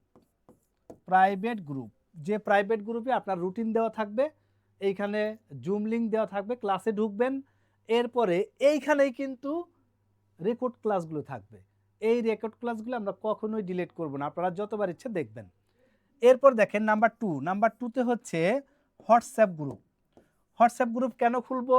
কারণ হচ্ছে আপনাদের কিছু প্রবলেম তৈরি হবে, এগুলো সলভ করার জন্য আমরা এই হোয়াটসঅ্যাপ গ্রুপে আপনাদের কি করব, যুক্ত করাবো। ঠিক আছে, ধরেন আপনাকে বাসায় বললাম যে আপনি আর্গুমেন্ট রাইটিং 5টা নোট করে পাঠান, আপনি নোট করে পাঠাবেন, স্যাররা ওগুলো দেখে দেবো। কোন গ্রুপে? হোয়াটসঅ্যাপ গ্রুপে। এরপরে 3 নাম্বারটা হচ্ছে মাস্টার গ্রুপ। এইটা আমাদের স্টুডেন্ট ছাড়া কেউ এখানে যুক্ত হইতে পারে না, তবে আপনাদের জন্য একটা সুযোগ থাকবে, যারা আমাদের সাথে যুক্ত হবেন মাস্টার গ্রুপে আমি নিজ দায়িত্বে যুক্ত করাই দেব। কি group? Master group. Very very important একটা group. GRE, GMAT, Pearson, Agarwal বিভিন্ন বই থেকে এখানে রিটেন পিলি দুইটাই হয়, তার মানে এখানে এমসিকিউ রিটেন দুইটাই করতে পারতেছেন মাস্টার গ্রুপে। হ্যাঁ, এইটা হচ্ছে অপশনাল, এটা আপনাদের নিজ দায়িত্বে আমি যুক্ত করাই দিব, আর এটা হচ্ছে আপনাদের নিজস্ব গ্রুপ। এইবার আসেন টাকা পয়সা নিয়ে একটু কথা বলি। স্যার ওনাদের তাহলে মাস্টার গ্রুপে একটু যুক্ত করাই দিচ্ছি সবাইকে, যদি ভর্তি হয়। হ্যাঁ, ওকে, তাহলে স্যারও রাজি হচ্ছে মাস্টার গ্রুপে সবাইকে যুক্ত করাই দিব। দেখেন আমাদের এই কোর্সের জন্য কোর্স ফি হচ্ছে আমরা 2000 টাকা কোর্স ফি। হ্যাঁ, কারণ এটা হচ্ছে প্রিমিয়াম টাইপের, অনেক প্রিমিয়াম। মানে ক্লাস নেবে কে? আমি বলি ইংলিশ নেবে সুমন স্যার, তহিদ স্যার, আর কেউ ঢুকবে না। ম্যাথ নেবে শুভ্র স্যার, তারেক স্যার, 2 জন, আর কেউ ঢুকবে না, এখানে ঢোকার সুযোগ নাই। এরপরে জিকে নেবে তুহিন স্যার, ব্যাস এই 5 জন টিচার আপনাদের ক্লাস নেবে। এইবার দেখেন 2000 টাকা, তবে সেমিনারে সবসময় একটা অফার থাকে। সেমিনারে অফার কত দিব বলেন তো? একটা ভাই একটু সাহস করে বলেন, 100 টাকা ডিসকাউন্ট দিলে হবে? আচ্ছা যান, আজকে যারা হচ্ছে ভর্তি হবেন, ঠিক আছে, আজকে অনেকের কাছে টাকা থাকবে না, এটা স্বাভাবিক, আজকে 500 টাকা দিয়ে দিবেন। আজকে 500 টাকা দিয়ে কনফার্ম করলেই আপনার ভর্তি ফি হবে কত? 1500 টাকা। এই 1500 টাকায় আমাদের সাথে যুক্ত হয়ে যাবেন। আজকে 500 টাকা যারা দিবেন তাদের জন্য কোর্স ফি হচ্ছে 1500 টাকা, কনফার্ম করলেই 1500 টাকা। কালকে থেকে 2000 টাকায় একদম ফিক্সড। হ্যাঁ ভাই, এটা সার্ভিস, দারুণ সার্ভিস। সো টাকা কম নিলে সার্ভিস ভালো দেওয়া যায় না। ঠিক আছে, দেখবেন আপনি যদি ভালো একটা ড্রেস পরেন তাহলে কিন্তু বেটার ফিল হয়। ভালো এক রেস্টুরেন্টে খাইলেন তাহলে আপনার ভালো লাগবে যে না, ভালো একটা রেস্টুরেন্টে খেয়েছি, খাবারটা ভালো ছিল। তেমনি এই কোর্সটা প্রিমিয়াম রিটেন ব্যাচ, এটা সম্পূর্ণ দায়িত্ব হচ্ছে তারেক স্যার, সুমন স্যার, এবং খুব টেক কেয়ার করে সবাইকেই। আপনি দেখবেন যখন ক্লাস করবেন মনে হবে যে সামনাসামনি বসে ক্লাস করতেছি। আপনাদের ওপেন করা থাকবে, আপনি কোনো একটা জিনিস বুঝেন নাই, স্যার এটা তো বুঝলাম না, স্যার এইটা কিভাবে হইলো। ঠিক আছে, আর প্রচুর পরিমাণ প্রেশার থাকে এই ব্যাচটায়।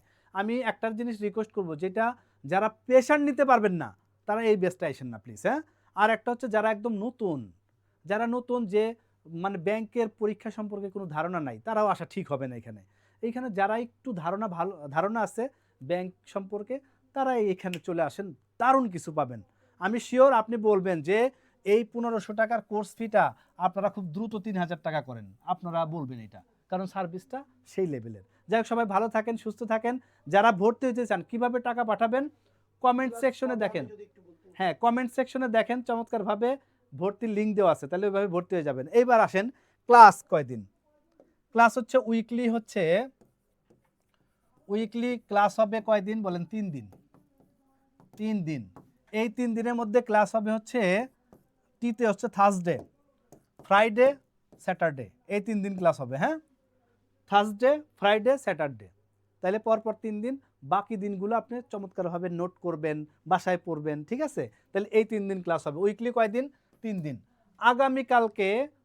আগামীকালকে আমরা একটা ম্যাথ ক্লাস করব সবাই মিলে, এটা সবার জন্য ওপেন থাকবে। এরপরে 8 তারিখ থেকে 8ই জানুয়ারি, ঠিক আছে, এরপরে অনেকের প্রাইমারি পরীক্ষা থাকবে, আমরা একটু ভাইবা দেখবো 8ই জানুয়ারিতে শুরু করা যায় কিনা। তবে 8ই জানুয়ারি যদি শুরু না করি, আমরা 11, 8, 9, 10, হ্যাঁ 10 তারিখ থেকে 100% শুরু হয়ে যাবে এটা। স্যার 8 তারিখে হইলে কি 9 তারিখে পরীক্ষা আছে একটা প্রাইমারি। হ্যাঁ, 9 তারিখে একটা পরীক্ষা আছে প্রাইমারি, সবাই দিবেন। সো 8 তারিখে আমরা শুরু করব না, এটা হচ্ছে আমরা 10 তারিখ থেকে শুরু করব। 10 তারিখ থেকে সবাই একদম শিডিউল পেয়ে যাবেন, চমৎকারভাবে ক্লাস করতে থাকবেন। আমি রিকোয়েস্ট করব প্লিজ, স্যাররা তো তদারকি করবেই, আমি কিন্তু সবার কাছ থেকে হ্যান্ড নোটটা চাই নিব, যে একটু দেখাবো স্যারদের দিয়ে, স্যার এই ভাইটা কেমন লিখছে, এই আপুটা কেমন লিখছে, একটু মার্কস থাকবে। যারা ভালো লিখছেন এক্সিলেন্ট, যারা অ্যাভারেজ লিখছেন অ্যাভারেজ লেখা থাকবে, ঠিক আছে, যারা গুড লিখছেন গুড লেখা থাকবে, এইভাবে কিন্তু কমেন্টস দিব। ঠিক আছে, যাই হোক, সবাই আমাদের সাথে থাকবেন এই আশা করছি। আর হচ্ছে ভাইরে যাই ভাবেন, আপনি একটু চোখ বন্ধ করেন, দেখেন পিলি নাম্বার যোগ হয় না। রিটেনে আপনি কারো থেকে 1 নাম্বার, হাফ নাম্বার বেশি পাইলে আপনার চাকরি হবে। সো এই রিটেন ব্যাচটা কোনো মতেই অ্যাভয়েড করার সুযোগ নাই। তাহলে আমরা স্যারের কাছে চলে যাই, স্যারের গাইডলাইনটা একটু শুনি, চলেন প্লিজ। স্যার বিকাশ নাম্বারটা দিয়ে দিব কিনা? এই যে এই শুনেন, অনেকেই বিকাশ নাম্বারটা এই যে একটু দেখাই আমি, এইটা হচ্ছে আমাদের বিকাশ নাম্বার। বিকাশ অনেকেই আমাদের পুরাতন স্টুডেন্ট আছেন, তারা জানেন 01896224200, এটা হচ্ছে আমাদের বিকাশ নাম্বার। হ্যাঁ, এরপর অনেকের আছে বিকাশ নাই, তাহলে নগদ দেন, এই যে নগদ নাম্বার। অনেকেই নগদ নাম্বার চাবেন, তাহলে নগদ নাম্বার 01896224241, এটা হচ্ছে নগদ নাম্বার, ঠিক আছে।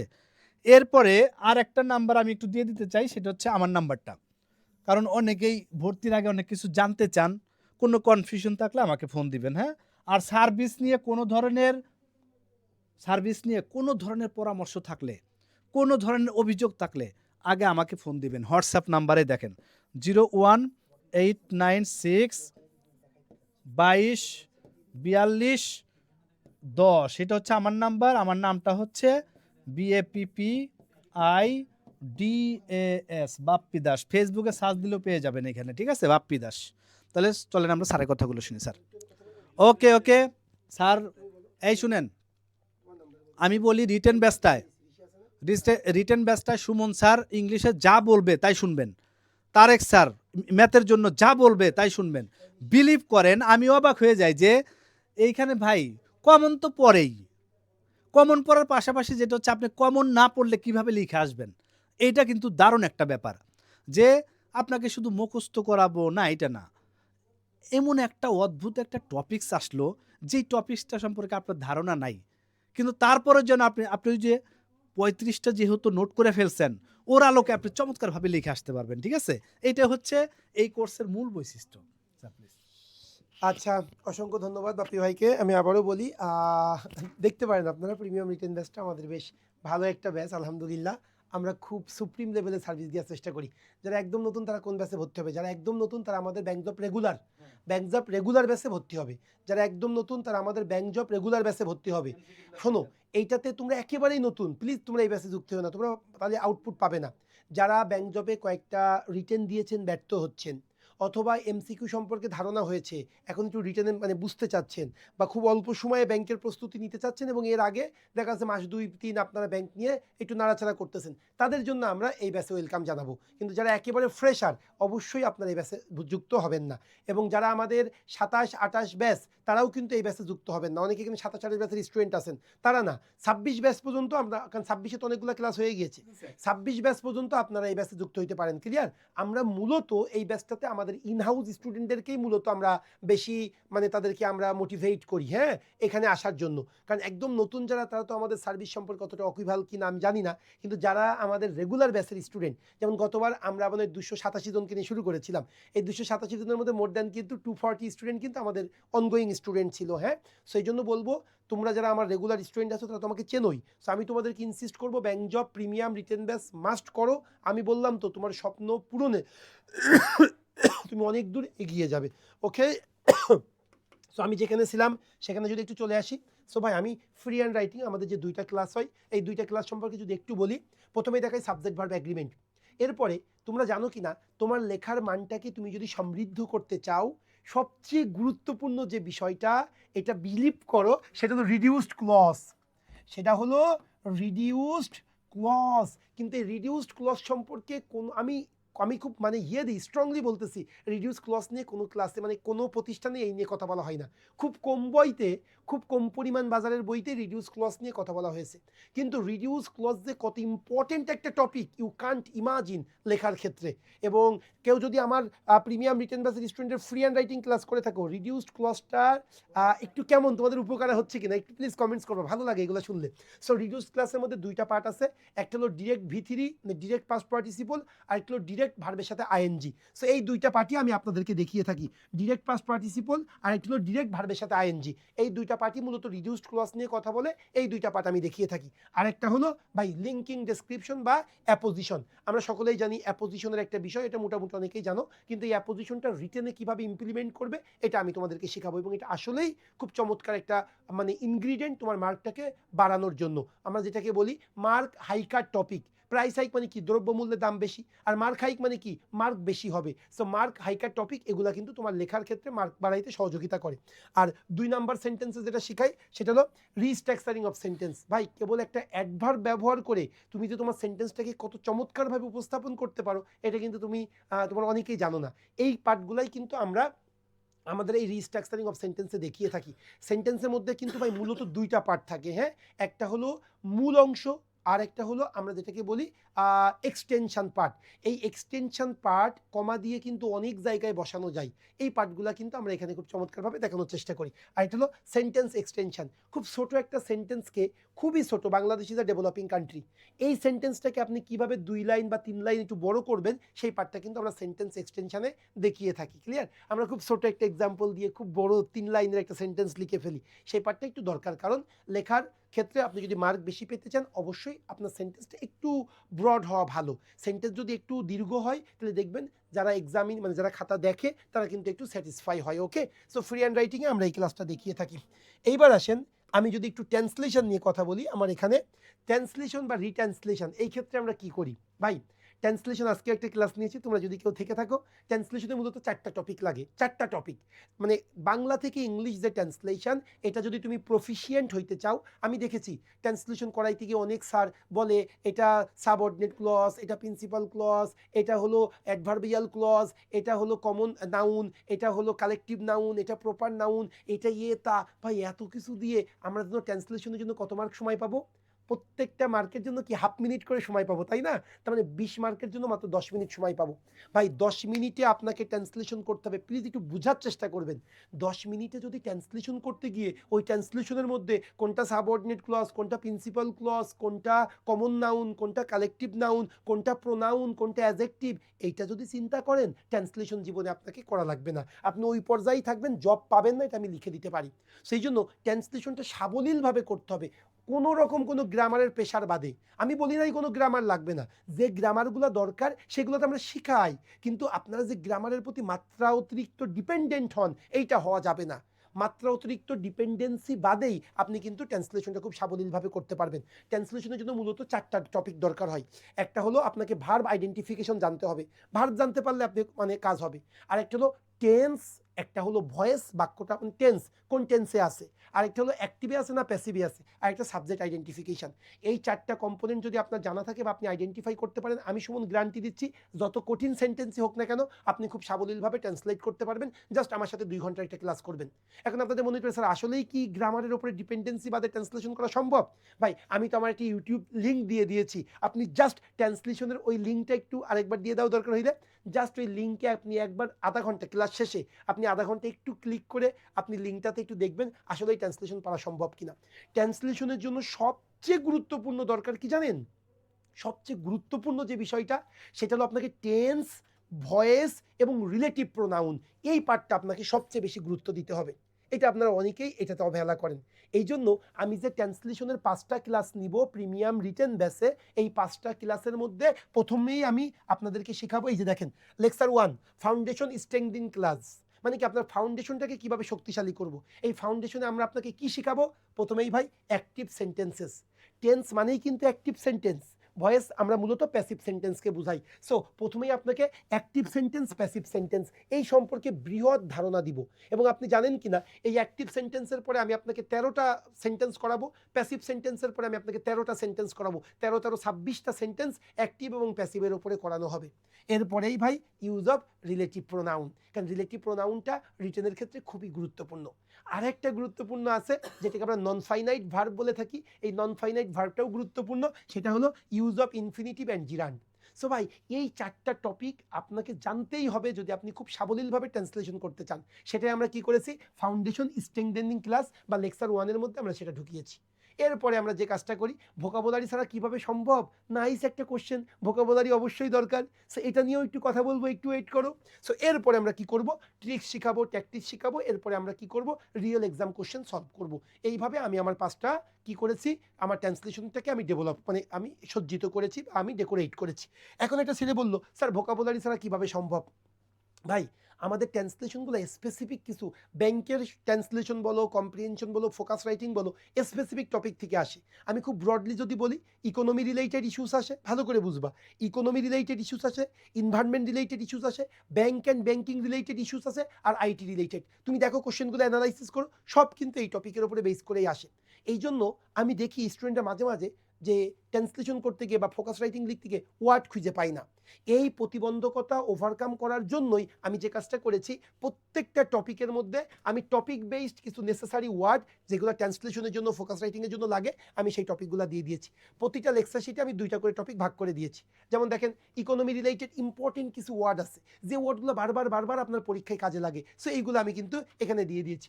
Bank and banking related, climate change related, বিভিন্ন সোশ্যাল ইস্যুস নিয়ে আসে। এরপর trade, investment, energy related, technology and cyber crime related, আইটাল liberalisation or and language movement. এটা যেহেতু আগে আসতো 17, 18, 19-এ খুব বেশি আসে, এবং ব্যাংক বাদে অন্যান্য পরীক্ষাগুলোতে ডিরেক্টলি মুক্তিযুদ্ধ এবং মাতৃভাষা। এবং যখন কোনো পরীক্ষা ফেব্রুয়ারি মাসে হয়, কোনো পরীক্ষা মার্চ মাসে হয়, ডিসেম্বর মাসে হয়, তখন কিন্তু ল্যাঙ্গুয়েজ মুভমেন্ট এবং লিবারেশন অর নিয়ে মানে কিছু একটা টপিক আসে। এই জন্য এই টপিক রিলেটেড ওয়ার্ডগুলো আমি দিয়ে দিয়েছি, যাতে আপনারা সাবলীলভাবেই আপনার ট্রান্সলেশন করতে পারেন। সো ওই বিষয়গুলো আমি মাথায় রেখেছি, তুমি যে কোশ্চেনটা করলা।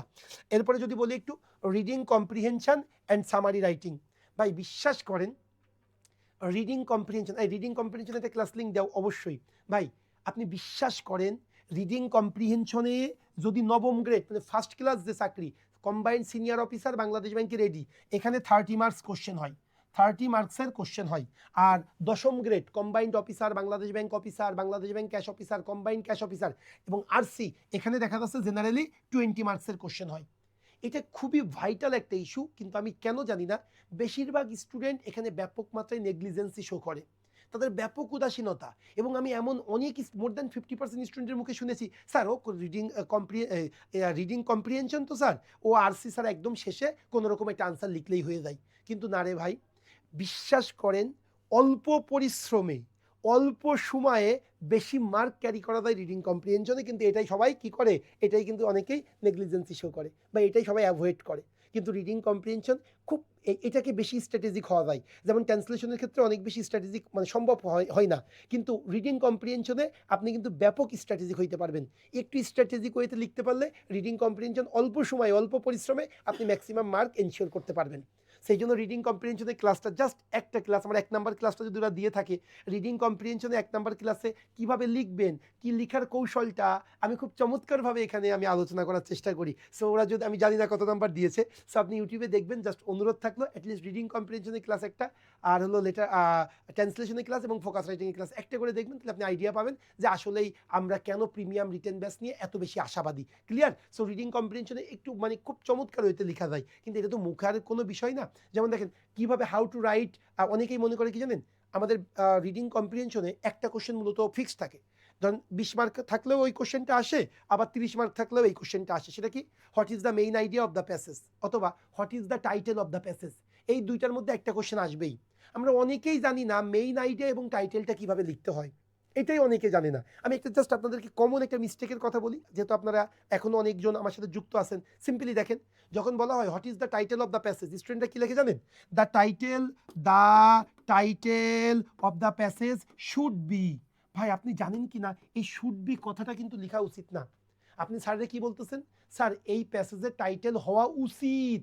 ভাই উচিত কথাটা তো আপনি স্যাররে বলা উচিত না। শব্দ চয়নের ক্ষেত্রেও তো আমাদেরকে অবশ্যই মার্জিত হইতে হবে। কিন্তু এই শুড বির জায়গায় কেউ যদি ক্যান বি লেখে, the title of the passage can be, can be মানে কি, হতে পারে স্যার অনেকগুলো টাইটেল হইতে পারে, তার মধ্যে আমারটা একটা। এই যে মার্জিত যে ভাষাটা, এই শুড বির জায়গায় ক্যান বি লেখাতেই কিন্তু আপনার অন্যরকম একটা ভাইব ক্রিয়েট করে। এটাই কিন্তু আমরা অনেকেই মানে এই বিষয়টাই আমরা অনেকে ভাবি না। সো টাইটেল কিভাবে লিখবেন, আপনি মেইন আইডিয়া কিভাবে লিখবেন, অন্যান্য কোশ্চেনের সাথে কিভাবে উত্তরটাকে রিলেট করবেন, তাহলে এই বিষয়গুলো কিন্তু আমি চমৎকারভাবে আমার 1 নাম্বার ক্লাসে আমি কিন্তু খুব চমৎকারভাবে বলার চেষ্টা করি, আল্লাহ যতটুকু আমাকে সামর্থ্য দিয়েছে। আপনি দেখলেই কিন্তু বুঝতে পারবেন বিষয়টা।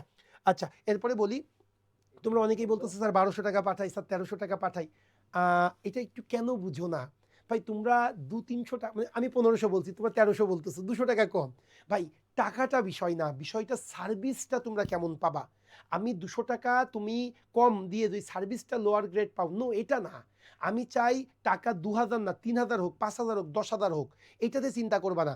চিন্তা করবা আমি যে ওয়ার্ড দিয়ে যাচ্ছি আজকে, আমি যেহেতু সেমিনার নিচ্ছি, আমি যা যা বলছি সেইগুলা তুমি পাবা কিনা, তোমার রিটেন ক্লাস করার পরে ইমপ্রুভমেন্ট হচ্ছে কিনা সেই বিষয় নিয়ে তুমি কথা বলবা। ক্লাসের মধ্যে আমাকে থামাবা যে স্যার আপনি যা বলছিলেন সেটা আমি পাইনি, বা স্যার আপনি যা বলেছেন আলহামদুলিল্লাহ আমি তার থেকে বেশি পাচ্ছি, বা আমার ইমপ্রুভমেন্ট হচ্ছে, I am feeling good about written preparation, তখন আমার ভালো লাগা কাজ করবে। ক্লিয়ার? সো আপনি সেই বিষয়গুলো নিয়ে আপনার নিশ্চিত থাকবেন। 1500 টাকার কম আমরা নিব না। আমার সাথে গত 2 দিন আগে শঙ্কর না কে যেন কল দিয়েছিল, তার আগে মাহিনী না কে নামে একটা মেয়ে কল দিয়েছিল। ভাই টাকাটার ক্ষেত্রে এটা বিষয় না। আমরা বিশ্বাস করেন টার্নিং পয়েন্ট এখনো আমরা লাভ করি না, 1 টাকাও লাভ করি না। সয়ার অন গড, 1 টাকা এখন আমরা লাভ করি নাই। 3 বছর আমরা কোনো লাভ করব না। আমরা একটা স্ট্র্যাটেজি নিয়ে আমরা আগাচ্ছি। 3 বছর জাস্ট ব্রেক ইভেন, যা আয় তা ব্যয়, যতটুকু ব্যয় আমি সেই পরিমাণ আয় করব, এটা আমাদের মোটো। এইভাবে আমরা আগাচ্ছি। তার মানে এই না যে আমরা চ্যারিটি অর্গানাইজেশন, নো, আমরা প্রফিট করব, কিন্তু 3 বছর স্টুডেন্টদেরকে সার্ভিস দিয়ে আমাদের সার্ভিসের কোয়ালিটি, আমাদের যে প্রতিশ্রুতি, এগুলো আমরা জানাইতে চাই স্টুডেন্টদেরকে। এরপরে আমরা কি করব, আস্তে আস্তে আস্তে আস্তে আমরা প্রফিট জেনারেশনের দিকে যাব। আমরা আমাদের ব্যবসাটাকে বা সার্ভিসটাকে সাস্টেইনেবল করতে চাই। আমি খুব আজকে আসলাম, আমি দ্রুত প্রফিট নিয়ে এখান থেকে চলে গেলাম, নট দ্যাট। আমরা চাই সাস্টেইনেবল বিজনেস করতে, সাস্টেইনেবল সার্ভিস দিতে এবং স্টুডেন্টের স্বপ্ন পূরণে সারথি হতে। এর থেকে বড় প্রফিট আর কিছু হতে পারে না। ওকে মাই ডিয়ার স্টুডেন্ট, এইবার যদি আমি একটু বলি ম্যাথমেটিক্স নিয়ে, যদি একটু কথা বলি। আমি শুরুতেই বলেছিলাম ম্যাথে সাধারণত 5টা কোশ্চেন থাকে, এর মধ্যে 2টা কোশ্চেন একদম প্রত্যেকেই, যার মিনিমাম যারা রিটেন পরীক্ষা দিতে যায় তাদের তো মিনিমাম একটা নলেজ আছে, প্রত্যেকেই 2টা কোশ্চেন পারে। আমি জানি প্রত্যেকেই 2টা কোশ্চেন পারেই পারে। ওকে, একজনেরও শুনিনি এখনো যে স্যার আমার একটা কোশ্চেন হয়েছে ম্যাথে। সবাই 2টা কোশ্চেন মিনিমাম পারে, এখানে এটা খুবই মানে র লেভেলের কোশ্চেন থাকে 2টা। বাকি 2টা কোশ্চেন মোটামুটি 50 থেকে 60% ডিফিকাল্টি লেভেল। যারা প্রিভিয়াস ইয়ারের কোশ্চেনগুলো প্র্যাকটিস করে, যারা একটু মানে বুঝে শুনে পড়াশোনা করে, তারা মোটামুটি বাকি 2টা কোশ্চেন পারে। আর একটা কোশ্চেন পাইতে গেলে আপনাদেরকে একটু শ্রম দিতে হয়। তবে বিশ্বাস করেন, আমি অনেস্টলি বলতেছি, ব্যাংক জবের ক্ষেত্রে অনেকে আমাকে কিন্তু লিখছেন স্যার ম্যাথে একদম আমি কাঁচা। ভাই আমি বললাম ম্যাথে কমন পাওয়ানো সবচেয়ে সহজ। ব্যাংকের ক্ষেত্রে রিটেনে যদি যে পার্টটাতে বেশি প্রবলেম হয় সেটা ইংলিশ পার্ট, অনেস্টলি বলতেছি। হ্যাঁ, সো ইংলিশ পার্টেই বেশি সমস্যা হয়। রিটেনে 30-এ 30 পাওয়ানো 25 পাবেই পাবেন, একদম আমি কনফার্ম বলতেছি।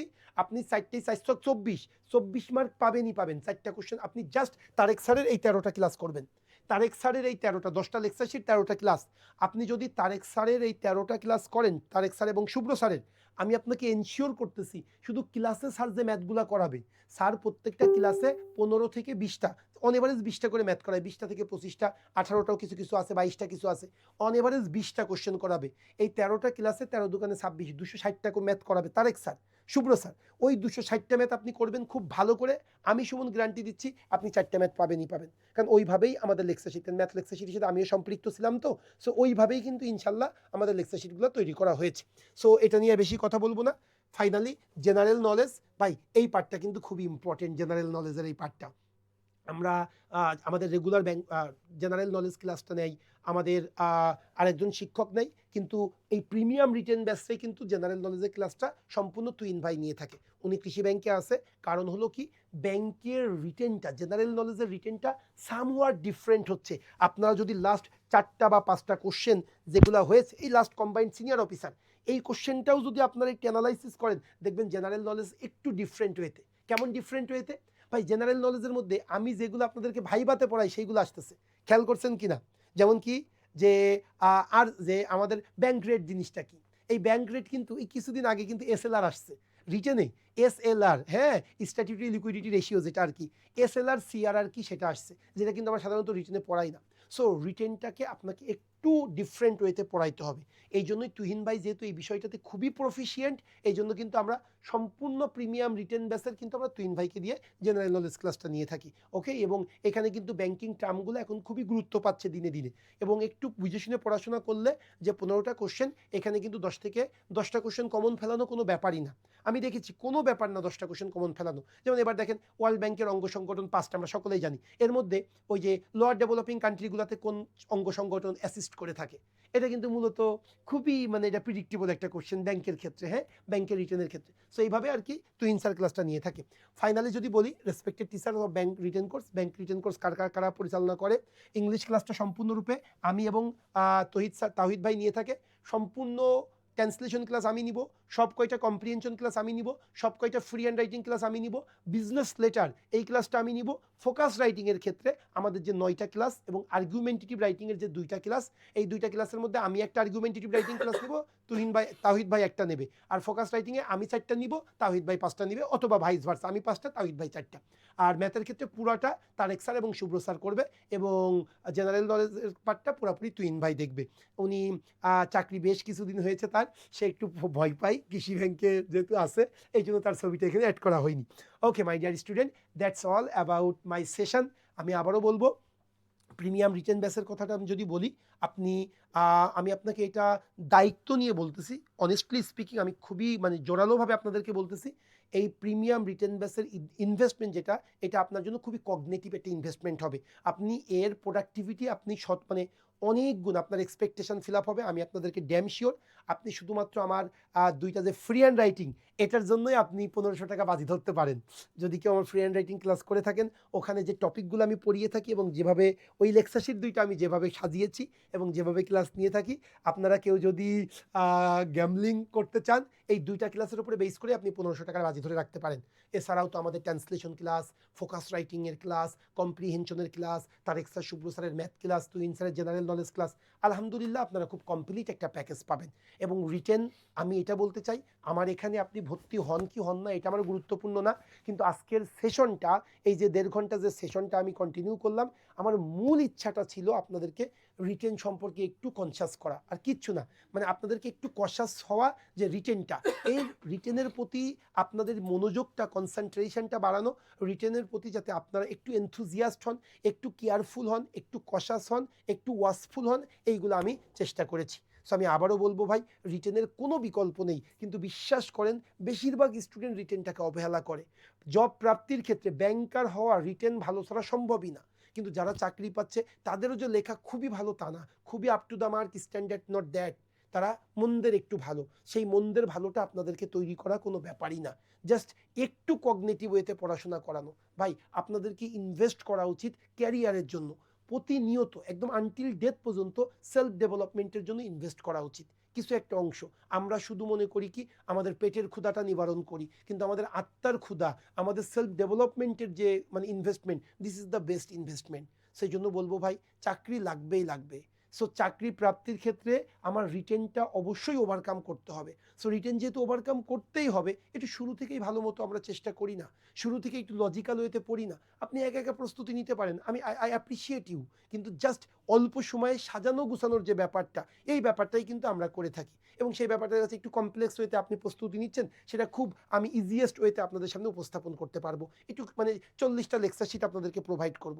এই 40টা লেকচার শিটের মধ্যে 22টা লেকচার শিট আমার নিজের তৈরি, একদম নিজ হাতে।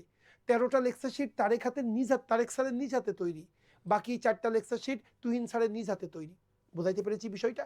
সো এই জন্য আমি আপনাদেরকে বলবো, খুব ভালো একটা সার্ভিস পাবেন আপনারা। ওই 1300, 1400, 200 টাকা, this is very negligible amount, কিন্তু সার্ভিসটা আমি তার 10 গুণ আমি প্রোভাইড করতে পারবো, এটা আমি আপনাদেরকে প্রতিশ্রুতি দিচ্ছি। সো ইনশাল্লাহ আগামীকালকে রাত কয়টায় ক্লাস হচ্ছে? আগামীকাল রাত 8টায় শ্রদ্ধেয় তারেক স্যার, আগামীকাল রাত 8টায় শ্রদ্ধেয় তারেক স্যার ম্যাথ ক্লাস দেবেন। যেহেতু 2টা কমেন্টস দেখলাম, স্যার ম্যাথে আমি খুবই উইক, সো আপনাদেরকে ইনভাইট করি, ম্যাথের ক্লাসটা আপনারা করবেন। আর নেক্সট সপ্তাহ থেকে আমি তো ইংলিশের ক্লাস নিবই। একজন বলেছেন স্যার বৃহস্পতি শুক্র শনি পরপর 3 দিন কেন? কারণটা হলো ভাই, এই ক্লাসটা সম্পূর্ণরূপে আমরা পরিচালনা করি, সো আমরা দিনের অফিস শেষে, সো এটা সম্ভব না। এই জন্যই আমরা বুধ বৃহস্পতি শুক্র পরপর, যেতে 3টা দিন আমরা বৃহস্পতি শুক্র শনি, এই 3টা দিন যেহেতু আমরা মোটামুটি ফ্রি থাকি, শুক্র শনি কমফর্ট ওয়েতে, এই ব্যাচটা আমাদের খুবই গুরুত্বপূর্ণ একটা ব্যাচ। কারণ আমি একটু বলি, এমসিকিউ যখন ক্লাস নিই, আপনারা হয়তো দেখেছেন, আপনাদের কনসেন্ট্রেশন না থাকলেও কিন্তু সেটা আমি শিখাইতে পারি। দ্যাট মিনস এমসিকিউ আমি একাই সেটা মনে করতে পারেন শেষ করে দিতে পারবো, কিন্তু রিটেন নট দ্যাট। এটা একটা কোঅপারেশন দরকার। এটা কিন্তু মানে দুইজনের দিক থেকেই কিন্তু কি থাকতে হবে, রেসপন্স থাকতে হবে, আমারও ডেডিকেশন থাকতে হবে, অলসো আপনারও ডেডিকেশন থাকতে হবে। তাইলেই আমরা একটা ভালো আমরা সার্ভিস আপনাদেরকে উপহার দিতে পারবো এবং আপনি জব প্রাপ্তিতে বা আপনার স্বপ্ন বাস্তবায়নে আমরা কিন্তু ব্যাপকভাবে অ্যাসিস্ট করতে পারবো। সেই জন্য বলবো আপনারা অবশ্যই আমি বললাম আপনারা ব্যাংকের রিটেনের প্রস্তুতিটা নেবেন অবশ্যইভাবে। আর যদি মনে করেন কোনো প্রতিষ্ঠানের সাথে সম্পৃক্ত হবো যেখানে দায়িত্ব নিয়ে আমি আপনাদেরকে ইনশিওর করতেছি বেস্ট সার্ভিস পাবেন, আপনি টার্নিং পয়েন্ট জব এইডের প্রিমিয়াম রিটেন ব্যাচ এইটাতে আপনি যুক্ত থাকতে পারেন। ওকে, সো আজকে এ পর্যন্তই। আর না কারোর কোনো কোশ্চেন থাকলে একটু বলবেন, ওদেরকে একটু আনমিউট করে দিব দ্রুত, আমি 5-7 মিনিট কথা বলবো, বেশি সময় না। ওকে, কালকে 6:45 আবার গাড়িতে চলে যেতে হবে। নড়াইল। কারো কোনো কথা আছে কিনা? হ্যাঁ, নাদিম তাড়াতাড়ি বলবে। হ্যাঁ নাদিম কি বলতে হ্যালো, চাচ্ছো বলো। আসসালামু আলাইকুম স্যার। স্যার আসসালামু আলাইকুম স্যার। আপু একটু হ্যালো, নাদিমের কাছ আসসালামু থেকে আলাইকুম স্যার, আমি নাদিম। হ্যাঁ নাদিম বলো। স্যার এই যে কোর্সটা, এই কোর্সটার কি আমাদের লেকচার শিটের পিডিএফ দেওয়া হবে নাকি হার্ড কপি দেওয়া হবে? নাইস, শোনো আমরা আমাদের রেগুলার যে ব্যাংক জব কোর্স সেখানে আমরা পিডিএফ তোমাদেরকে একদম প্রিন্টেড কপি পাঠাই, কিন্তু প্রিমিয়াম রিটেন ব্যাচ প্রতি 2টা ব্যাচ পর পর আমরা শীট আপডেট করি। এই লাস্ট 5 নাম্বার ক্লাসে যে শীট পড়িয়েছি 5 নাম্বার ব্যাচে, তোমাদের 6 নাম্বার ব্যাচে কিন্তু সেই শীট পড়াইতে পারবো না। সেই জন্যই আমরা তোমাকে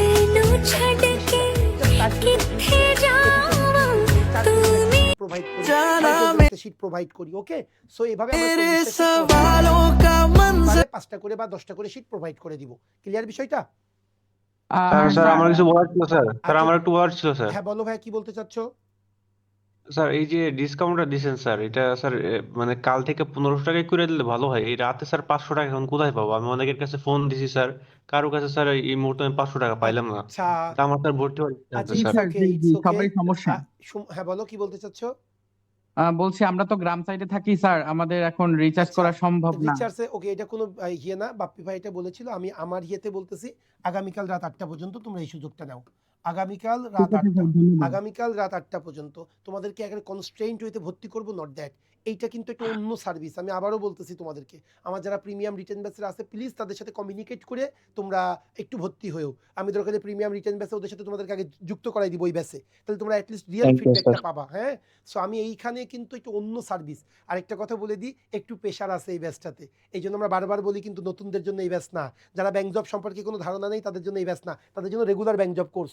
তোমার যদি ব্যাংক জবের এমসিকিউ 40% কাভার আছে, তাদের জন্য মিনিমাম 40% কাভার থাকতে হবে, তারা বেস্ট একটা সার্ভিস পাবা, বেস্ট। এটা আমি তোমাদেরকে এনশিওর করতে পারি। ওকে, আগামীকাল রাত 8টা পর্যন্ত। কারণ অলরেডি মনে হয় ওরকম 37 জন না কয়জন কোর্সটা হয়েছে, আনুমানিক আমরা স্যার মাত্র কয় 200 মাসে জনকে শেষ দিব। হবে স্যার? হ্যাঁ বলো, কি বললা? আড়াই মাস, আড়াই মাস, কোর্সটা আনুমানিক কয় মাসে শেষ হবে আড়াই স্যার? মাস, আড়াই মাস, আড়াই মাস, প্রতি আড়াই মাস পর পর তো আমাদেরকে স্যার ইয়ে করতে হয়। হ্যাঁ বলো, আড়াই মাসের কোর্স। স্যার বলো বোন বলো। স্যার আমি অফলাইন 24তম রেগুলার ব্যাচে ভর্তি আছি, এখন এখানে কি ভর্তি হতে পারি? 24তম তোমার কতগুলা ক্লাস হয়েছে সেটা আগে বলো। স্যার ফাউন্ডেশন ক্লাসগুলো শেষ হয়েছে। ও না, তুমি এখন না বোন, তুমি আগে আমাদের ওই যে 24 ব্যাচ মানে শুধু তো ফাউন্ডেশন ক্লাস, আমার রেগুলার ক্লাসই তো কোনো তোমার মানে একটা ক্লাস হয়েছে শুধুমাত্র না। 24 ব্যাচ তোমার এখানে দরকার নেই বোন, তুমি আড়াই মাস পরে শুরু করবে। ওকে বোন? স্যার জি স্যার। স্যার আদাব ওকে, আসসালামু স্যার আলাইকুম। আদাব ওয়ালাইকুম আসসালাম। হ্যাঁ বলো ভাই। স্যার আদাব আমার কিছু বলার ছিল স্যার। হ্যাঁ আদা বলো বলো বলো বলো বলো। স্যার আমি ফেসবুকের গত কমেন্টস ক্লাসেও দেখতে দাও না সুযোগ আমাকে, একটু ওয়েট করো, ফেসবুকে তোরা এখন আছে আমার সাথে, একটু কমেন্টস গুলো দেখতে দাও, ওদের কমেন্টস পড়বো আমি। হ্যাঁ বলো ভাই, কি বলতে স্যার চাচ্ছো বলো। আমি গত ক্লাসেও কথা বলার সুযোগ পাইনি, গত আচ্ছা ক্লাসেও ছিলাম, বলো ভাই। আপনাদের ক্লাসটা সম্পূর্ণ দেখেছিলাম। আচ্ছা তো আমি একবারই ফ্রেশার, আমার মানে এর আগে আপনাদের ক্লাস দেখার পর মনে হচ্ছে যে না, লাইফ নিয়ে চিন্তা করা দরকার। আচ্ছা, আমি এবার অনার্স ফাইনাল ইয়ারে, নাইস, আর হচ্ছে জুন জুন মাসে মেবি আমাদের গ্রাজুয়েশন কমপ্লিট হয়ে যাবে। ওকে তো এখন কথা হচ্ছে স্যার, আমি তো গত ক্লাসটা দেখছি, ঠিক আছে, আচ্ছা। অনেক কিছু বুঝছি, আপনি যা বলছেন আপনার ফুল ক্লাসটা আমি দেখছি। তো এখন এটা কি তুমি মাস্টার এই বেসের ক্লাসের কথা বলতেছো? Master base? মেবি ও এর সেমিনার, ইয়েস গট গতবার ইট, আমি বলো। ক্লাস করছিলাম, হ্যাঁ। ওকে ওকে তো বলো। এখন স্যার আমি কিন্তু এখনো ভর্তি হইনি, অবশ্যই আমার প্ল্যান আছে, আমি কালকে পেমেন্ট করব আচ্ছা আগামীকাল। তো এখন এই ক্লাসটা দেখার পর মনে হচ্ছে যে আমার তো এই আপনাদের প্রিমিয়াম ক্লাসেও ভর্তি হওয়া দরকার স্যার। আচ্ছা ওকে, একসাথে হইও না ভাইয়া। তাহলে এত আমি বলি আমাদের এখানে কি তুমি ভর্তি হবা মানে আমি কিছু টাকা পাবো? Not that. আমি তোমাকে একটু না অনুরোধ না করি, স্যার, তুমি আমি প্রিমিয়াম টাকার কথা রিটেন ব্যাচে বলতেছি না ভর্তি স্যার। হইও না এখন। তুমি আমাদের ব্যাংক জব রেগুলার যে ব্যাচটা, আমাদের ব্যাংক জব আচ্ছা রেগুলার কোর্স, হ্যাঁ, ওটা মাত্র ৩২০০ টাকায় তুমি জি ৭২টা স্যার। লেকচার শিট পাবে, সুন্দর ৭২টা ক্লাস পাবে, মাস্টার ব্যাচে অ্যাক্সেস পাবে। ওইটা করার পরে ২.৫ মাস পরে আরেকটা ব্যাচ শুরু হবে না? তুমি ওই ব্যাচটাতে যুক্ত জি হয়ে স্যার। গা। একসাথে ২ টা করো না। কারণ এইটাতে একটু আমরা প্রেশার দিই এবং এই ব্যাচটাতে ডিফারেন্ট ভাবে সার্ভিস দেওয়া হয়। হ্যাঁ, কারণ আর প্রিমিয়াম রিটেন ব্যাচটা তোমার অনুধাবন ক্ষমতা থাকতে হবে। দেখো, তুমি ধরো কেবল শুরু করতেছো। যারা ২ মাস শুরু করছে তাদের কিন্তু জব পাওয়ার আকাঙ্ক্ষাটা আরেকটু বেড়ে যায়। ওই ক্ষুধাটা দরকার আমার রিটেনের ভালো করানোর জন্য। বুঝাইতে পারছি বিষয়টা? সো জি তুমি স্যার। অবশ্যই আমার ভাল লাগছে। তুমি সবচেয়ে বেশি ভাল লাগছে যে আমার ক্লাস করে তুমি ক্যারিয়ার সম্পর্কে সচেতন হইছো। এইটা আমাকে সত্যি অনুপ্রেরণা দিয়েছে, আমাকে মানে উদ্বেলিত করেছে। কারণ বাংলাদেশের বেশিরভাগ বর্তমানের মানে আমি মানে নিন্দা করতেছি না। কেন জানি না আমরা প্রচুর বর্তমান কেন্দ্রিক। আজকে কই ঘুরবো, কোন জায়গায় খাবো, ফেসবুক ফিডে কি দিব এই নিয়ে ব্যস্ত। কিন্তু আফটার 5 ইয়ার্স আমি কোন জায়গায় থাকবো? আফটার 10 ইয়ার্স আমার লাইফটা কোন জায়গায় থাকবে? এটা খুব কম চিন্তা করতেছে। খুব কম সংখ্যক স্টুডেন্ট মানে চিন্তা করতেছে। কিন্তু আমি তোমাকে এইটুকু একটু মানে অনুধাবন ক্ষমতা বাড়াইতে পেরেছি। এটা আমার ভালো মানে আমার বেশ আলহামদুলিল্লাহ, আমার বেশ এটা it's a matter of euphoric for me. So আমি তোমাকে বলবো তুমি আমাদের ব্যাংক জব রেগুলার কোর্সটাতে করবে। ২.৫ মাস পরে তুমি এই কোর্সটাতে করবে। ওকে? প্রিমিয়াম ধন্যবাদ স্যার। রিটেন ব্যাচ তাদেরই যারা আর আসসালামু আর আলাইকুম একটা স্যার। স্যার ওকে, স্যার তাড়াতাড়ি লাস্ট তাড়াতাড়ি একটা কোশ্চেন বলো, স্যার। বলো। স্যার লাস্ট একটা কোশ্চেন। আমি ফেসবুক মানে কমেন্টস দেখতে পারতেছি না। হ্যাঁ, বলো। এই ব্যাংক জব প্রিপারেশন নিতে গেলে আমাকে ডেইলি কমপক্ষে কত ঘন্টা পড়তে তোমাকে হবে জাস্ট স্যার? শুধু আমি যদি বলি ম্যাক্সিমাম চমৎকার ওয়েতে তোমার প্রিপারেশন শেষ হয়ে যাবে যদি তুমি ডেইলি 6 আওয়ার্স পড়াশোনা করো। খুবই চমৎকারভাবে, খুবই কমফোর্টলি তুমি ব্যাংক জব প্রিপারেশন শেষ করতে পারবা। Just daily 6 hours. তবে ডেইলি মানে ডেইলি কিন্তু। এটা ফ্রাইডে, এটা ওকে স্যাটারডে, এটা সানডে, এটা মানডে। বুঝাইতে পেরেছি? তোমার ফ্রেন্ড যেদিন জি স্যার। আড্ডা দিতে যাচ্ছে সেই দিনও তুমি 6 ঘন্টা পড়াশোনা করবা। আগামী 6 মান্থ লাইফের জন্য ইনভেস্ট করো। আর তাকাইতে হবে না। Clear? Okay sir. Sir okay. আমার একটা কোশ্চেন ছিল। হ্যাঁ বোন, বলো। বলো বোন। স্যার কোশ্চেনটা হলো আমি অলরেডি মাস্টার্স হ্যাঁ, তুমি অলরেডি মাস্টার্স মাস্টার্স। কমপ্লিট করে ফেলেছি। হ্যাঁ, অলরেডি মাস্টার্স কমপ্লিট করে ফেলেছি। সেক্ষেত্রে আমি হচ্ছে ২৮ ব্যাচে হচ্ছে অলরেডি ভর্তি হয়ে গেছি। ওকে। তো আমি ইংলিশের জন্য অনেক উইক। সেক্ষেত্রে আমার কি করণীয়? তোমার করণীয় হলো আমার রেগুলার ব্যাচের ইংলিশের এমসিকিউ 10টা ক্লাস, রিটেনে 12টা ক্লাস, মাস্টার ব্যাচে ইংলিশে 16 থেকে 18টা ক্লাস। এই ক্লাসের টিচার্স ওয়ার্কগুলো মানে যা ক্লাসে পড়ানো হয় এটা খুব মনোযোগ সহকারে পড়া এবং শেষ করা। আর কিছু লাগবে না। ক্লিয়ার বোন? স্যার এরপরে আসসালামু প্রিমিয়াম আলাইকুম। Written batch. এরপরে প্রিমিয়াম স্যার রিটেন ব্যাচ। আসসালামু আলাইকুম স্যার। হ্যাঁ, ওয়ালাইকুম আসসালাম, বলো ভাইয়া। স্যার বলতে চাচ্ছি যে 28 ব্যাচে ভর্তি হওয়া কি যাবে? হ্যাঁ, 28 ব্যাচে ভর্তি হওয়া যাবে। তুমি 28 ব্যাচে ভর্তি হবা, কোনো সমস্যা হ্যাঁ, নেই। Regular batch. এখন কত লাগবে ওইখানে ভর্তি হতে হলে? ওখানে ৩,২০০ টাকা, ৩২০০ টাকা। স্যার ৩২০০ ওই টাকা। স্যার আগে ২৮ যেটা ছিল ব্যাচের ওইটা ক্লাসটা করে কবে দেন। থেকে শুরু হবে? ওটা 28 ব্যাচের ক্লাস বোধহয় আমাদেরকে কালকে রাত 8টা থেকে শুরু হচ্ছে। এবং শোনো, 28 ব্যাচে স্যার ওই ৩,২০০ টাকার মধ্যে কিন্তু এই ৩,২০০ টাকার মধ্যে কিন্তু তোমরা এরকম এক সেট বই পাবে, এরকম এক সেট লেকচার শিট পাবে, আমাদের 72টা লেকচার শিট। ক্লিয়ার? এভাবে চলে যাবে। আর এইখানে তোমাদেরকে স্যার ওই যে 2600 টাকা দিছিলেন ওইটা একটু করা যায় না? না না না না, ওটা তো আমাদেরকে এক একটা সময় আপনি আমাদের শোনো, আমাদের তো না, 2026 সালে আমার এমপ্লয়ীদের বেতন বাড়ছে।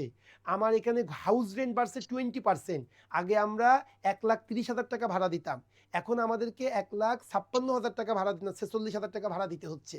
সো আমাদের অনেক চেঞ্জ হচ্ছে। বলতেছি প্রত্যেকটা এমপ্লয়ি 10% আমি করে তো স্যালারি ক্লাস ইনক্রিমেন্ট। করেছিলাম, ওকে, ঠিক মানে আছে। ক্লাস করছিলাম কিন্তু ব্যাচের ভর্তি হতে পারি নাই স্যার। তাদেরকে লিখিত ক্লাস করানো হবে না?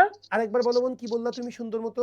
আর যারা 28 বেচের মধ্যে যারা ভর্তি হয়েছে তাদের তো হচ্ছে লিখিত ক্লাস, হ্যাঁ, লিখিত পরীক্ষা। হ্যাঁ, তাদেরটা লিখিত ব্যাচ হবে। আর এটা শুধু আমি ওখানে তোমাকে লিখিত ব্যাচ করাচ্ছি। এখন একটা জিনিস চিন্তা করো, ধরো এবার কম্বাইন্ড সিনিয়র অফিসার 1500টা শূন্য পদ। এখন এই 1500 শূন্য পদের প্রথম 200টা জন যে হবে সিরিয়ালে, তার খাতা আর 1500 এরে তোমার অন খাতা করা কি এক সহজ হবে? না তো। অবশ্যই তাদের খাতার মার্জিত আরেক মানে অন্যরকম একটা ফ্লেভার আছে।